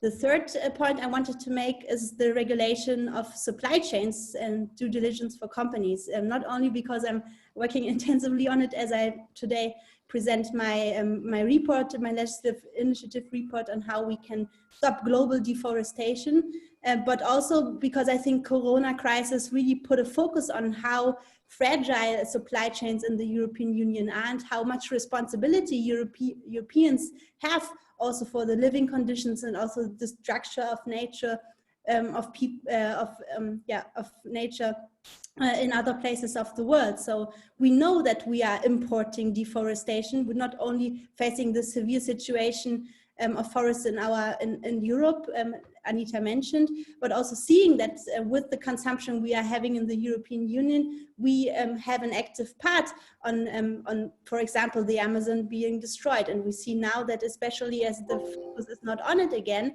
that the situation of the Amazon forest gets more severe. So I think it's very important that we have a solution on that, that we have a due diligence for companies, that they have to make transparent what is happening on the supply chains to reduce the footprint on deforestation, but also social rights abuses that we are having as a European Union. So this would be my three proposals I would have, and I'm happy, looking forward to the discussion.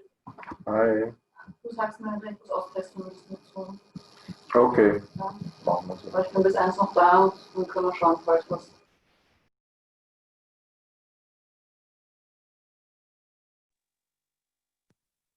Can you hear me now? Yeah. We're going to move to our last speaker on the plenary session, which is Romain. Just to remind you that after this, we're going to have a short moment for questions and answers. So please get ready to put your questions to our panelists on Facebook Live and on the Zoom chat. So there we go. Thank you, Dilara, and over to Romain. Perfect. Thank you very much. First of all, I want to extend my thanks to FEPS for inviting Generation Climate Europe to this high-level event. It's really an honor to speak alongside MEP Burkhardt and MP Sawinska here. I first of all want to talk about green recovery and the European Green Deal in general. I think we are at a crucial point in time. The decisions we'll take now and during the next weeks and months will impact Europe, its people, and its economy for a very long time into the future.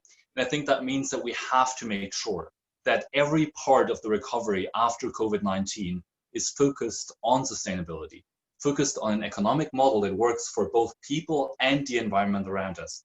And if we choose to strengthen the status quo, which some countries are trying to do, we'll just create a technology lock-in and support jobs that have no future. And that will leave us with even bigger environmental and social problems 10 to 20 years down the line. If we, however, choose to embrace a truly strong green recovery and a strong European Green Deal, I think the end of this pandemic can be the beginning of a new era for Europe and its economy in general. Targeted climate policy, support for modern and green technologies, and for people who have to switch jobs can create a European leadership in the sectors of the future. That does not only mean that we improve living standards on one side and create better and more sustainable jobs, it also makes sure that we do not destroy the world around us at the same time. Therefore, we need this green recovery. We need to make sure that we do not support dirty and old industries. And that means we need to end fossil fuel subsidies, and that we do not support jobs that have no future. But we have to create new ones. And we need to push ourselves even further. We need to use both the carrot, and to use that analogy, of green investment, and the stick of more ambitious climate goals to set our economy really on the right track heading into the future. And I really agree with MEP Burkhardt on this, kind of echoing the new proposal that's on the table.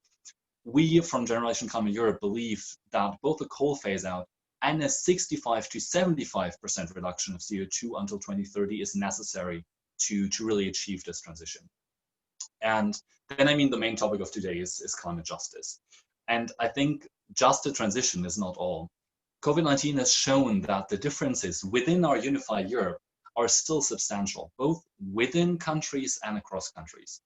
And in order for this project to work, everyone in society has to sign on to our ambitious goals.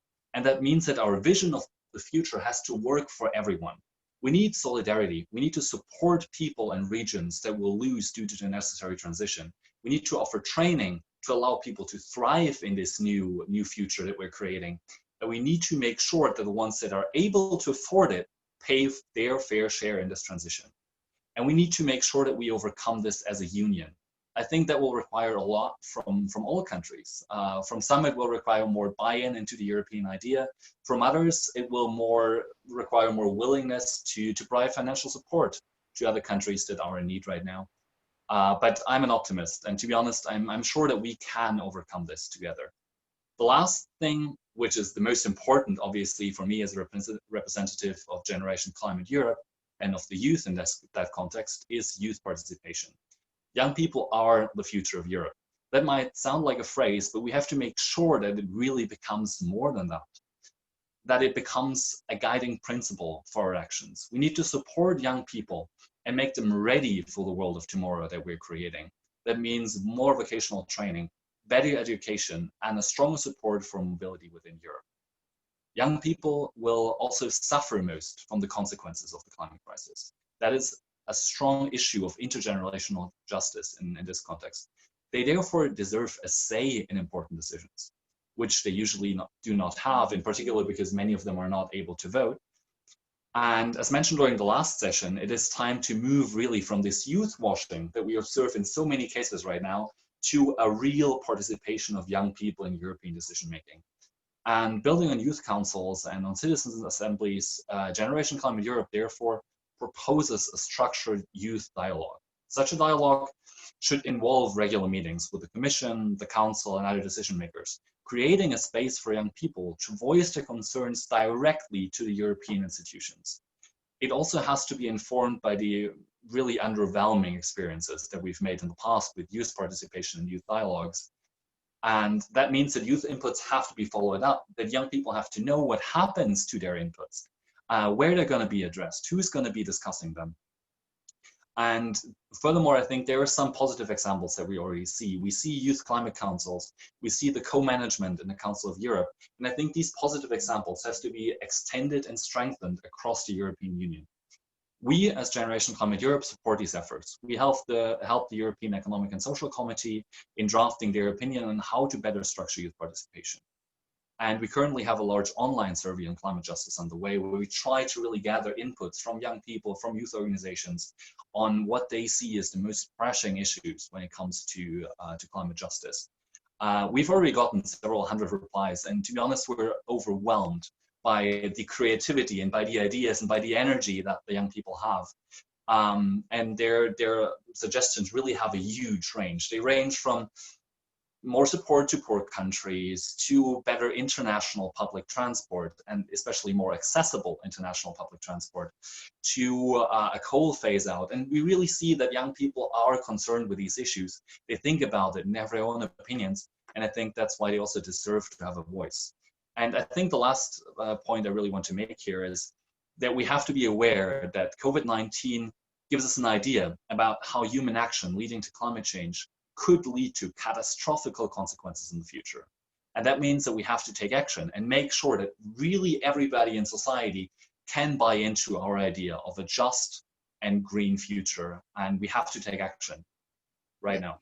Thank you very much. Very much. Thank you very much, Roman. And absolutely, this is the core message of our conference today, that we need to have action on climate justice. This is our call to Europe. We've got now just 10 minutes for, a short 10 minutes for some questions. And I'm also going to, if I give the floor to the speakers, please can you, if you want to react or close to go back to anything that's been mentioned, please do so now, because you might not be given the floor again, let's say. So I see that there's some questions coming in. Actually, one I think is very important is from Bartosz in Poland for Anita. So I think that this is your colleague, but nevertheless, a very important question is, how can we convince the idea, how do we sell, let's say, the idea of the Green Deal to conservative voters, especially in Poland? I mean, this was also mentioned in the other interventions as well. Delara, you mentioned the problem of conservatives trying to water down the legislation. So, you know, we need to convince different communities, let's say, across our political spectrum in tackling these issues that we've been talking about. Anita, how would you go about this with the Polish example, please? I must say this is a challenge.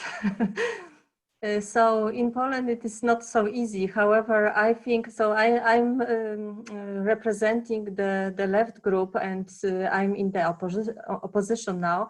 But I think there are some opportunities to change also Poland in a green way, and I'm trying to find the areas where we can find the compromise. And for example, I see such an area in terms of fighting with drought. So keeping water in Poland. So nowadays I'm running in some experts kind of a project, and we will try to change also the law in Poland to promote renaturization of rivers, I would say like that. So this is such an area which I think that we can find a compromise, because everybody in Poland already see the problem. The only thing is that we yet not agree about the methods, how we can fight with this problem. So the government suggests to build new artificial lakes, which is not solving the problem of drought. Yes. However, I think the crucial thing how to convince the government to the green change is social power. So activists, as some people are also in this conversation mentioned. I think this is crucial.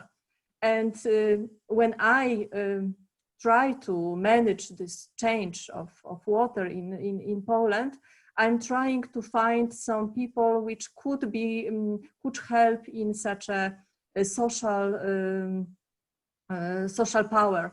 So, for example, I'm trying to find such people not only in environmental NGOs, but also in the agricultural NGOs or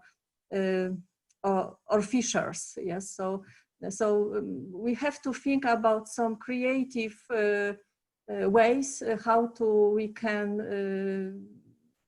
touch this. It is not so easy, but I think it's important. It's possible. And the another way how we can influence the government is it's simply economic, because this is seen, for example, here in the energy transition, which is so nowadays the government officially does not agree for the just transition from coal to renewable energies and energy. However, the economic is so that we have the highest price. We have the highest prices on the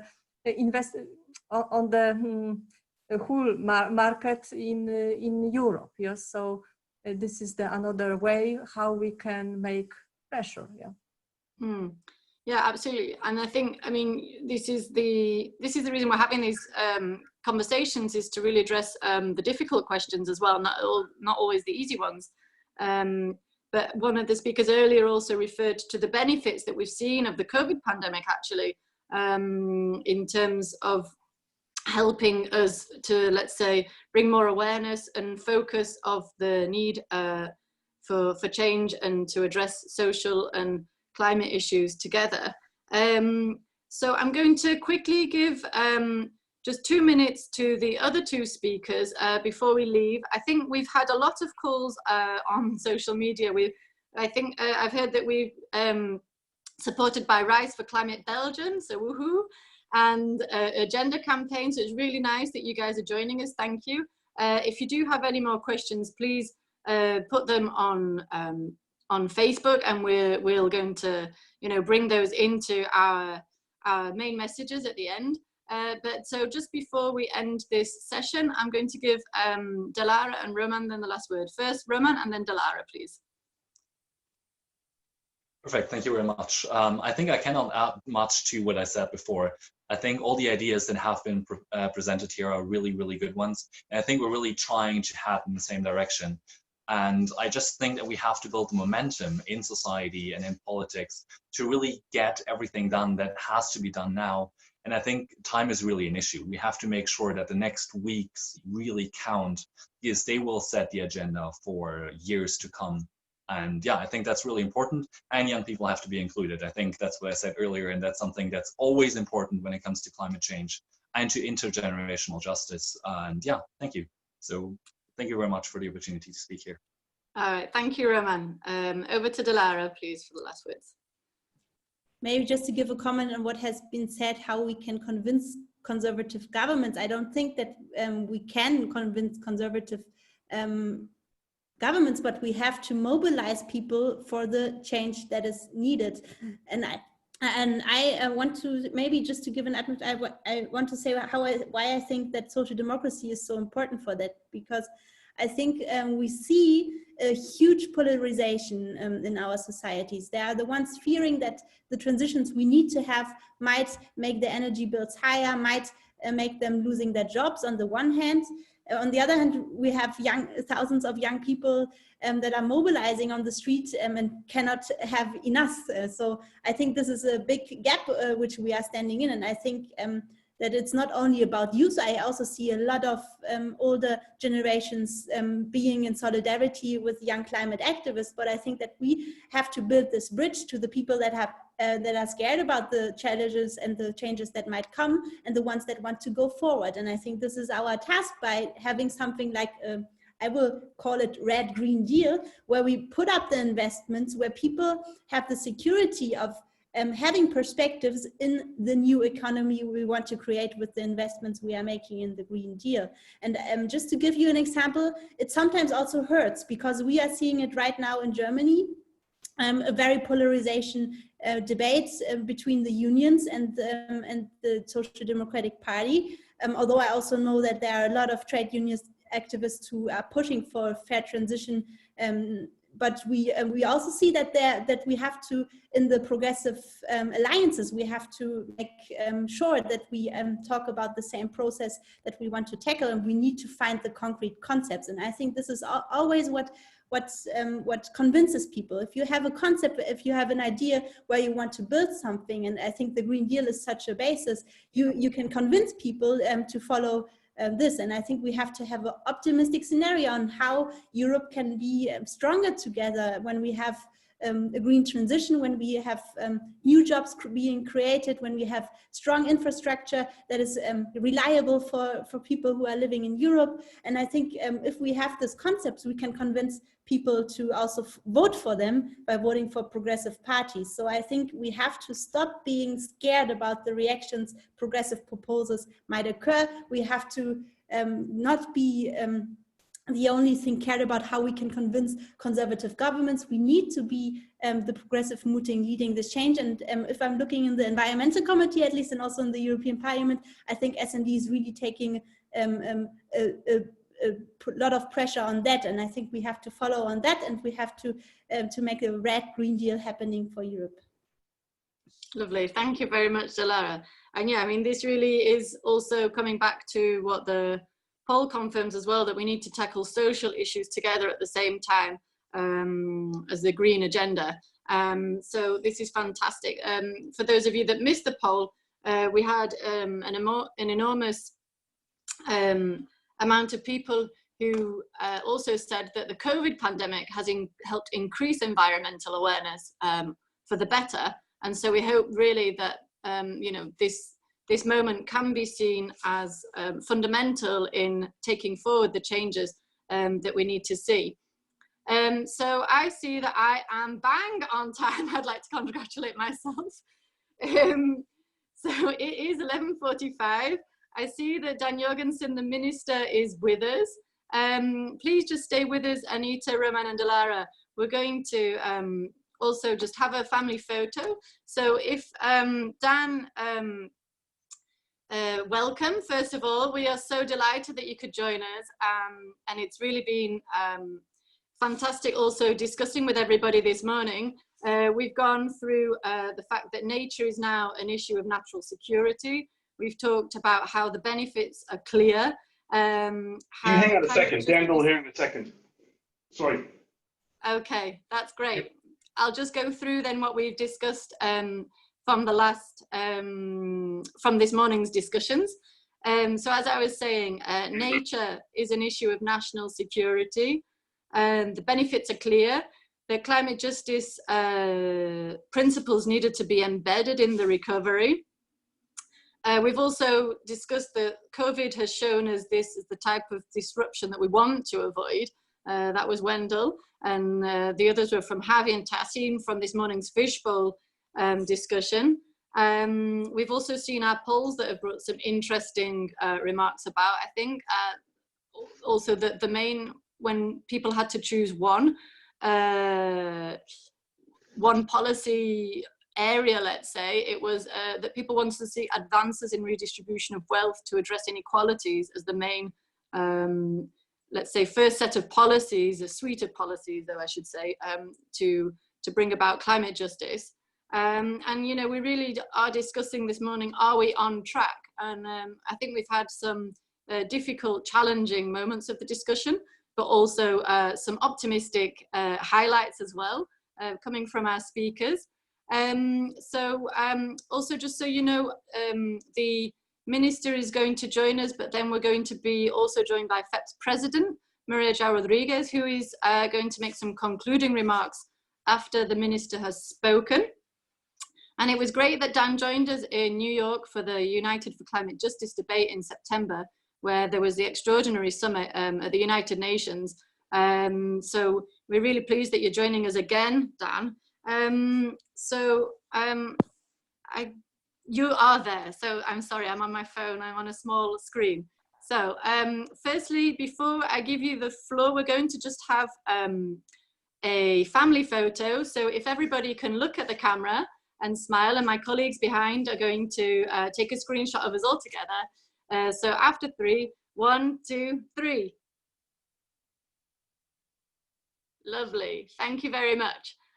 So thank you very much to our speakers from this morning, to everybody who's joining us, and please now continue to stay tuned. I'm going to give you now the floor to our keynote speaker, Dan Jorgensen, Minister for Climate and Energy and Utilities in Denmark. Please, Dan. Thank you so much. Great to be with you, friends, even though it's a little bit weird having these sort of sessions. I guess we are all more or less used to them now, and we just to have to take joy in the fact that we are saving a lot of emissions by not flying and meeting across the planet. Also, thank you for the great meeting we had in New York, the Climate Action Summit. Obviously, a lot of things have happened since. We're in the midst of a terrible pandemic, huge human tragedies across the planet. Also a crisis situation that really causes us extra challenges with regards to the green transformation agenda. And I'll try and say a few words about that here today. Let me start a little bit differently though, because in this house where I am now in Copenhagen, my ministry, just 20 meters down the road, one of the great prime ministers of Denmark was born in 1873, Thorvald Stauning. He was prime minister from 29 till his death in 42, and he's considered really the father of the Danish social welfare state. But what a lot of people don't know is that he was also a keen environmentalist, even before that word existed. When he was a child, just 10 years old, he used to like to take a walk with his dad, walking from the middle of Copenhagen, 10 kilometers to the north of Copenhagen, to a famous beach. But he later wrote when he was an adult that already when he was a child, he was astonished that walking those 10 kilometers along the sea, he didn't see the sea even once, because there was huge fences, because the houses were owned by the rich, and the rich owned also the access to the beach. So what he did when he became prime minister was to say, no, the beaches, the oceans doesn't belong to any individuals or companies. They belong to everybody. So everybody needs to have access to all beaches in Denmark, and that is still the law. He also said it shouldn't be allowed to build houses close to the water. So still today, even we have a ban against building any buildings 100 meters from the coast, which means that we have beautiful clear coasts all across our country. So this is just to say, even before anybody knew about climate change, even before the term environmentalism was coined, we in Denmark had a great proponent for conservatism, not conservatism in a political sense, obviously, but for conserving nature and giving access to nature. And he also coined this as a question about equity. So he said, well, we all enjoy nature, but we need to make sure that it's for everybody. I know that in many other European countries and countries across the globe, progressive politicians also 100 years ago talked about these things. They just didn't really have the language for it yet.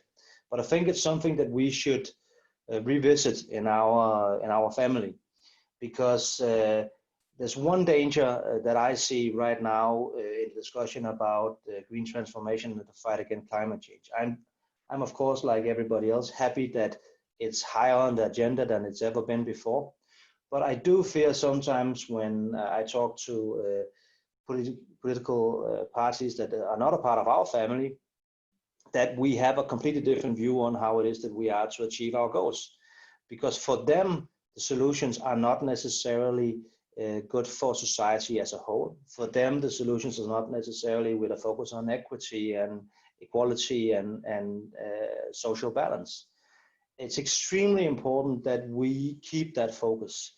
First of all, I think that in most welfare states, in most states in general, if it comes down to a question for the public on whether to choose welfare, health care, social policies, or the environment, well, very often the environment and the climate might lose, and even if they didn't, really it's a false conflict, we need to argue for both.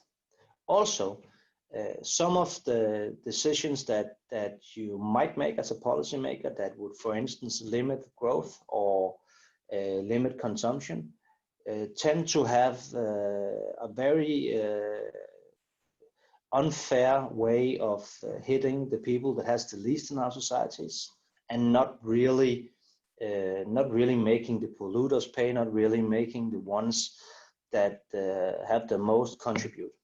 So for us to also make this an ideological perspective, I think is important. I think that we need to be brave enough now to take these discussions. For decades now, I've been working with these issues since I was a kid and in all of my political life. And in most of these years, I've actually aimed to say, green politics, sustainability, environment politics, it's really too important for it to be a question that's divided among a left and right scale. We will have won when it's a topic that everybody's concerned about.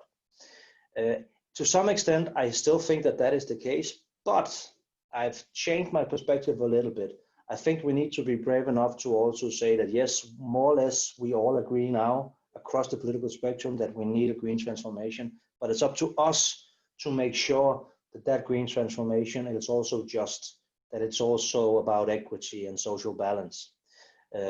Not only because we don't want to make it a choice between social balance and the green, but also because it's actually the most effective. Sometimes we are fortunate enough in our country to be considered a front runner and a pioneer. Just last week, the Environment Performance Index by Yale and Columbia University that is published every second year was published, and Denmark was ranked for the first time #1, meaning that hopefully we can inspire other countries. But a part of the explanation for us to have that ranking is that we've managed to make a green transformation in our society, not on the backs of the poorest people of our country, and not hurting competitiveness and job creation. Actually, we've maintained a high level of equity at the same time, and we've created growth and jobs. So if you look at Denmark from 1990 till today, we've increased the size of our economy by 60%, decreased our energy consumption by 6%, and decreased our emissions from our energy sector by 38%. So that is to show you can decouple growth and emissions, pollution, and you can actually make these policies in a way that are fair and equal. Now, today, when I argue this in the Danish public debate, I'm often met from parties to the left from us that define themselves as more green than we are, by the argument that you're making it too difficult. You're putting too many demands in front of our targets, and if you do that, then we will never achieve it. I look at it differently. We want to be a front runner. Why do we want that? Well, if you look at our emissions, for instance, on the climate issue, our greenhouse gas emissions are only 0.1% of the globe's greenhouse gas emissions. So even if we close down Denmark tomorrow, it probably wouldn't make much of a difference for the climate. So why is it that we are so ambitious? Well, that's because we want to inspire others. We want to show others that you can do it and have a society that is fairly well off and with equity and all of these things at the same time. And if we did the opposite, imagine what kind of a country we would then be. If we had very strict rules for ourselves and we had very ambitious targets for reducing our emissions, but we were then forced to close down places of work, send jobs to other countries, have a huge gap in our equality, then would we then be a front runner? Obviously not. Then other countries could point to us and say, see, this is what happens if you're too ambitious. So for that reason alone, we need to do this in a balanced way. Also, I think it's important to say that we do this, we have these ambitions because if we push ourselves hard, we will also develop new technologies that others can use. And I'm going to leave you with an example, and then I'll stop. Offshore wind. In 1991, we built the first offshore wind farm anywhere in the world in Denmark. At that time, that really wasn't a very wise decision from an economic standpoint. Most economists were shaking their heads. To be honest, I don't really know how they got it through the government's committees, but it was made and they did it. Because of that, that was really the starting point for the development of offshore wind. And today, as you probably all know, offshore wind can compete with coal most places in the world in price. And offshore wind is considered one of the biggest single solutions to climate change. The IEA estimates that we actually have the potential to cover the entire planet's electricity consumption 11 times just with the offshore wind resources. So that is just a point to illustrate that sometimes some countries need to make investments that on the short term are probably not that economically feasible and smart, but in the long term that can drive a development that the entire planet will benefit from. And actually, if you look at it isolated from Denmark, it's ended up being a hugely good investment for us because we now have tens of thousands of jobs in that sector in Denmark. Now we are moving into a new era. We just proposed a new set of legislations and subsidies instruments that will allow us to step into a completely new era of offshore wind. We want to build energy islands. So instead of having offshore wind farms individually, we have energy islands connected to offshore wind farms that then collects and serves as a hub for the energy. That then also needs to be connected to power-to-X technologies, where we transform the power from the wind turbines into first hydrogen and then liquid fuels, so that actually in the future we'll have planes flying on electricity from wind turbines that's been made into liquid fuels. Sounds like science fiction. Really, it's just science. So we hope to have those negotiations finalized within 2 weeks. So that's why I came running in to this meeting, and I'm running out again in a minute because we're pretty busy with the negotiations. But thank you so much for the opportunity. I always enjoy speaking to and with my extended family here, you guys. So keep in touch and have a very good meeting. Thank you.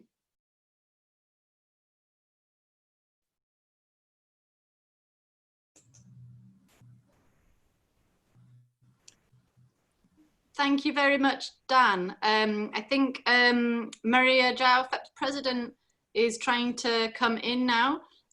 She's going to, thank you. I don't know, can everybody hear me? Yeah. There. Yeah, you are, Maria.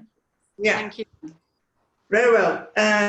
First of all, many thanks, Dan, dear Minister, for your inspirational talk with us today, and for your leading role in Denmark, and Denmark leading also Europe in this transition to a low carbon society. Many thanks also for all attending and participating actively today in our conference Call to Europe, because we reinvent, in fact, Call to Europe with the digital mode, and this is working extremely well with the high level of attendance and the participation. And of course, big thanks to the FABS team behind all these. Now, let me come with the closing remarks for this beautiful sequence of speeches, discussions, debates. Our call to Europe this year is very clear. We need to make sure that the new Green Deal for all will be at the heart of the response to the COVID crisis and the upcoming recovery plan. This is a very important message to be sent to all European institutions, and also starting with the European Council, which will meet next week. So we have this precise call to Europe, and we are sure that we are backed for many, many people across Europe. Let me also say that we also have some political actors saying, well, because of the COVID crisis, let's forget about the new Green Deal, because this is a kind of luxury. Look, they are deeply wrong.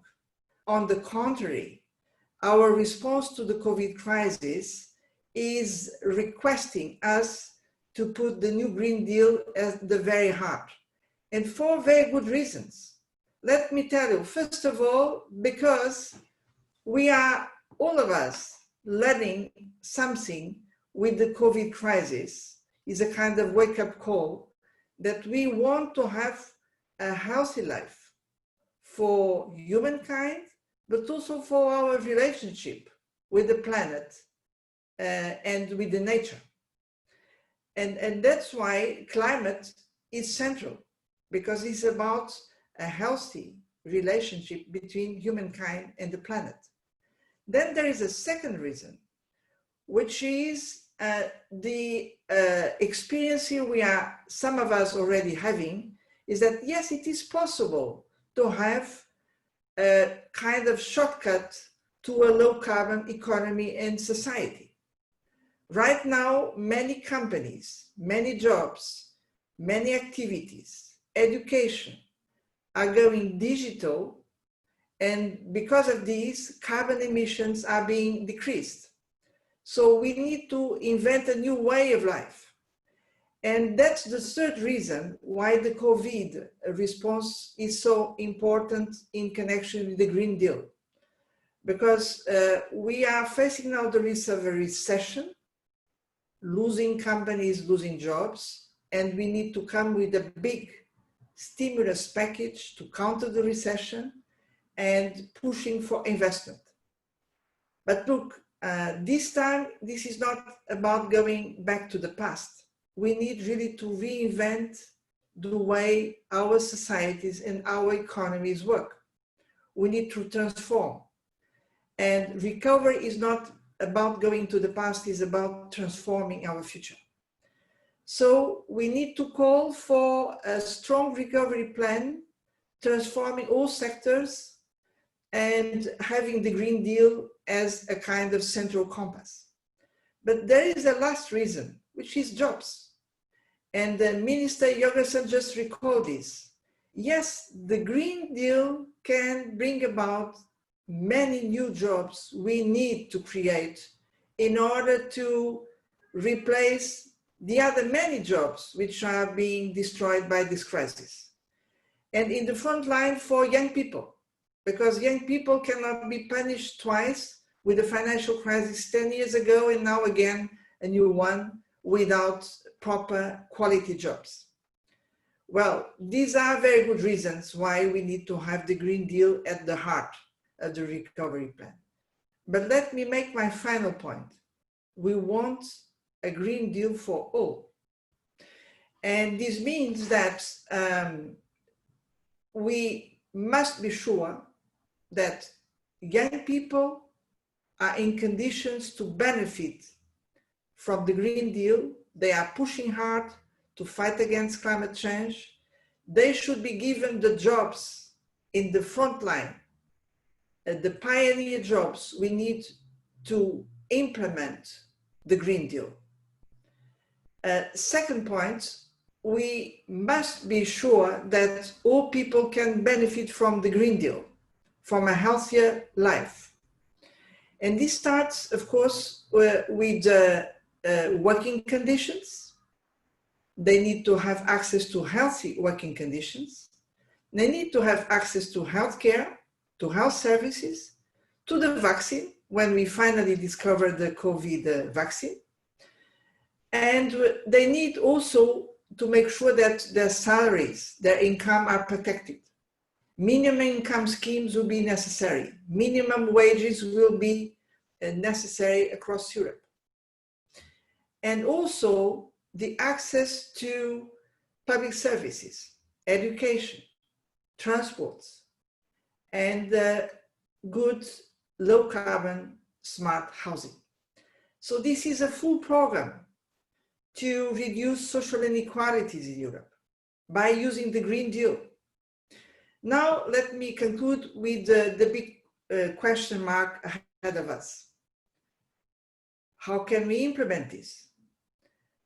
We need to agree on new financial solutions.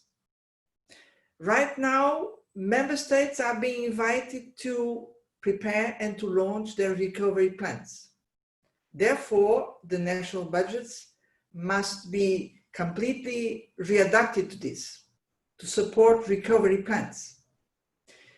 But this is not enough, because we need to have also the European budget supporting the national budgets. And over the next weeks, we'll be in a decisive negotiation in all the European institutions to come up with a European budget coping with the recovery, with the Green Deal, and the proper response to the COVID crisis. On the table, we have the proposal to create a recovery fund of 750 billions, which will make a big change on our capacity really to have a Green Deal on the ground. Right now, we still don't have the political agreement on this. We still have divisions. So I'm concluding with our final call to Europe today is a call which we are directly addressing the European Council next week and the following weeks. You should be bold.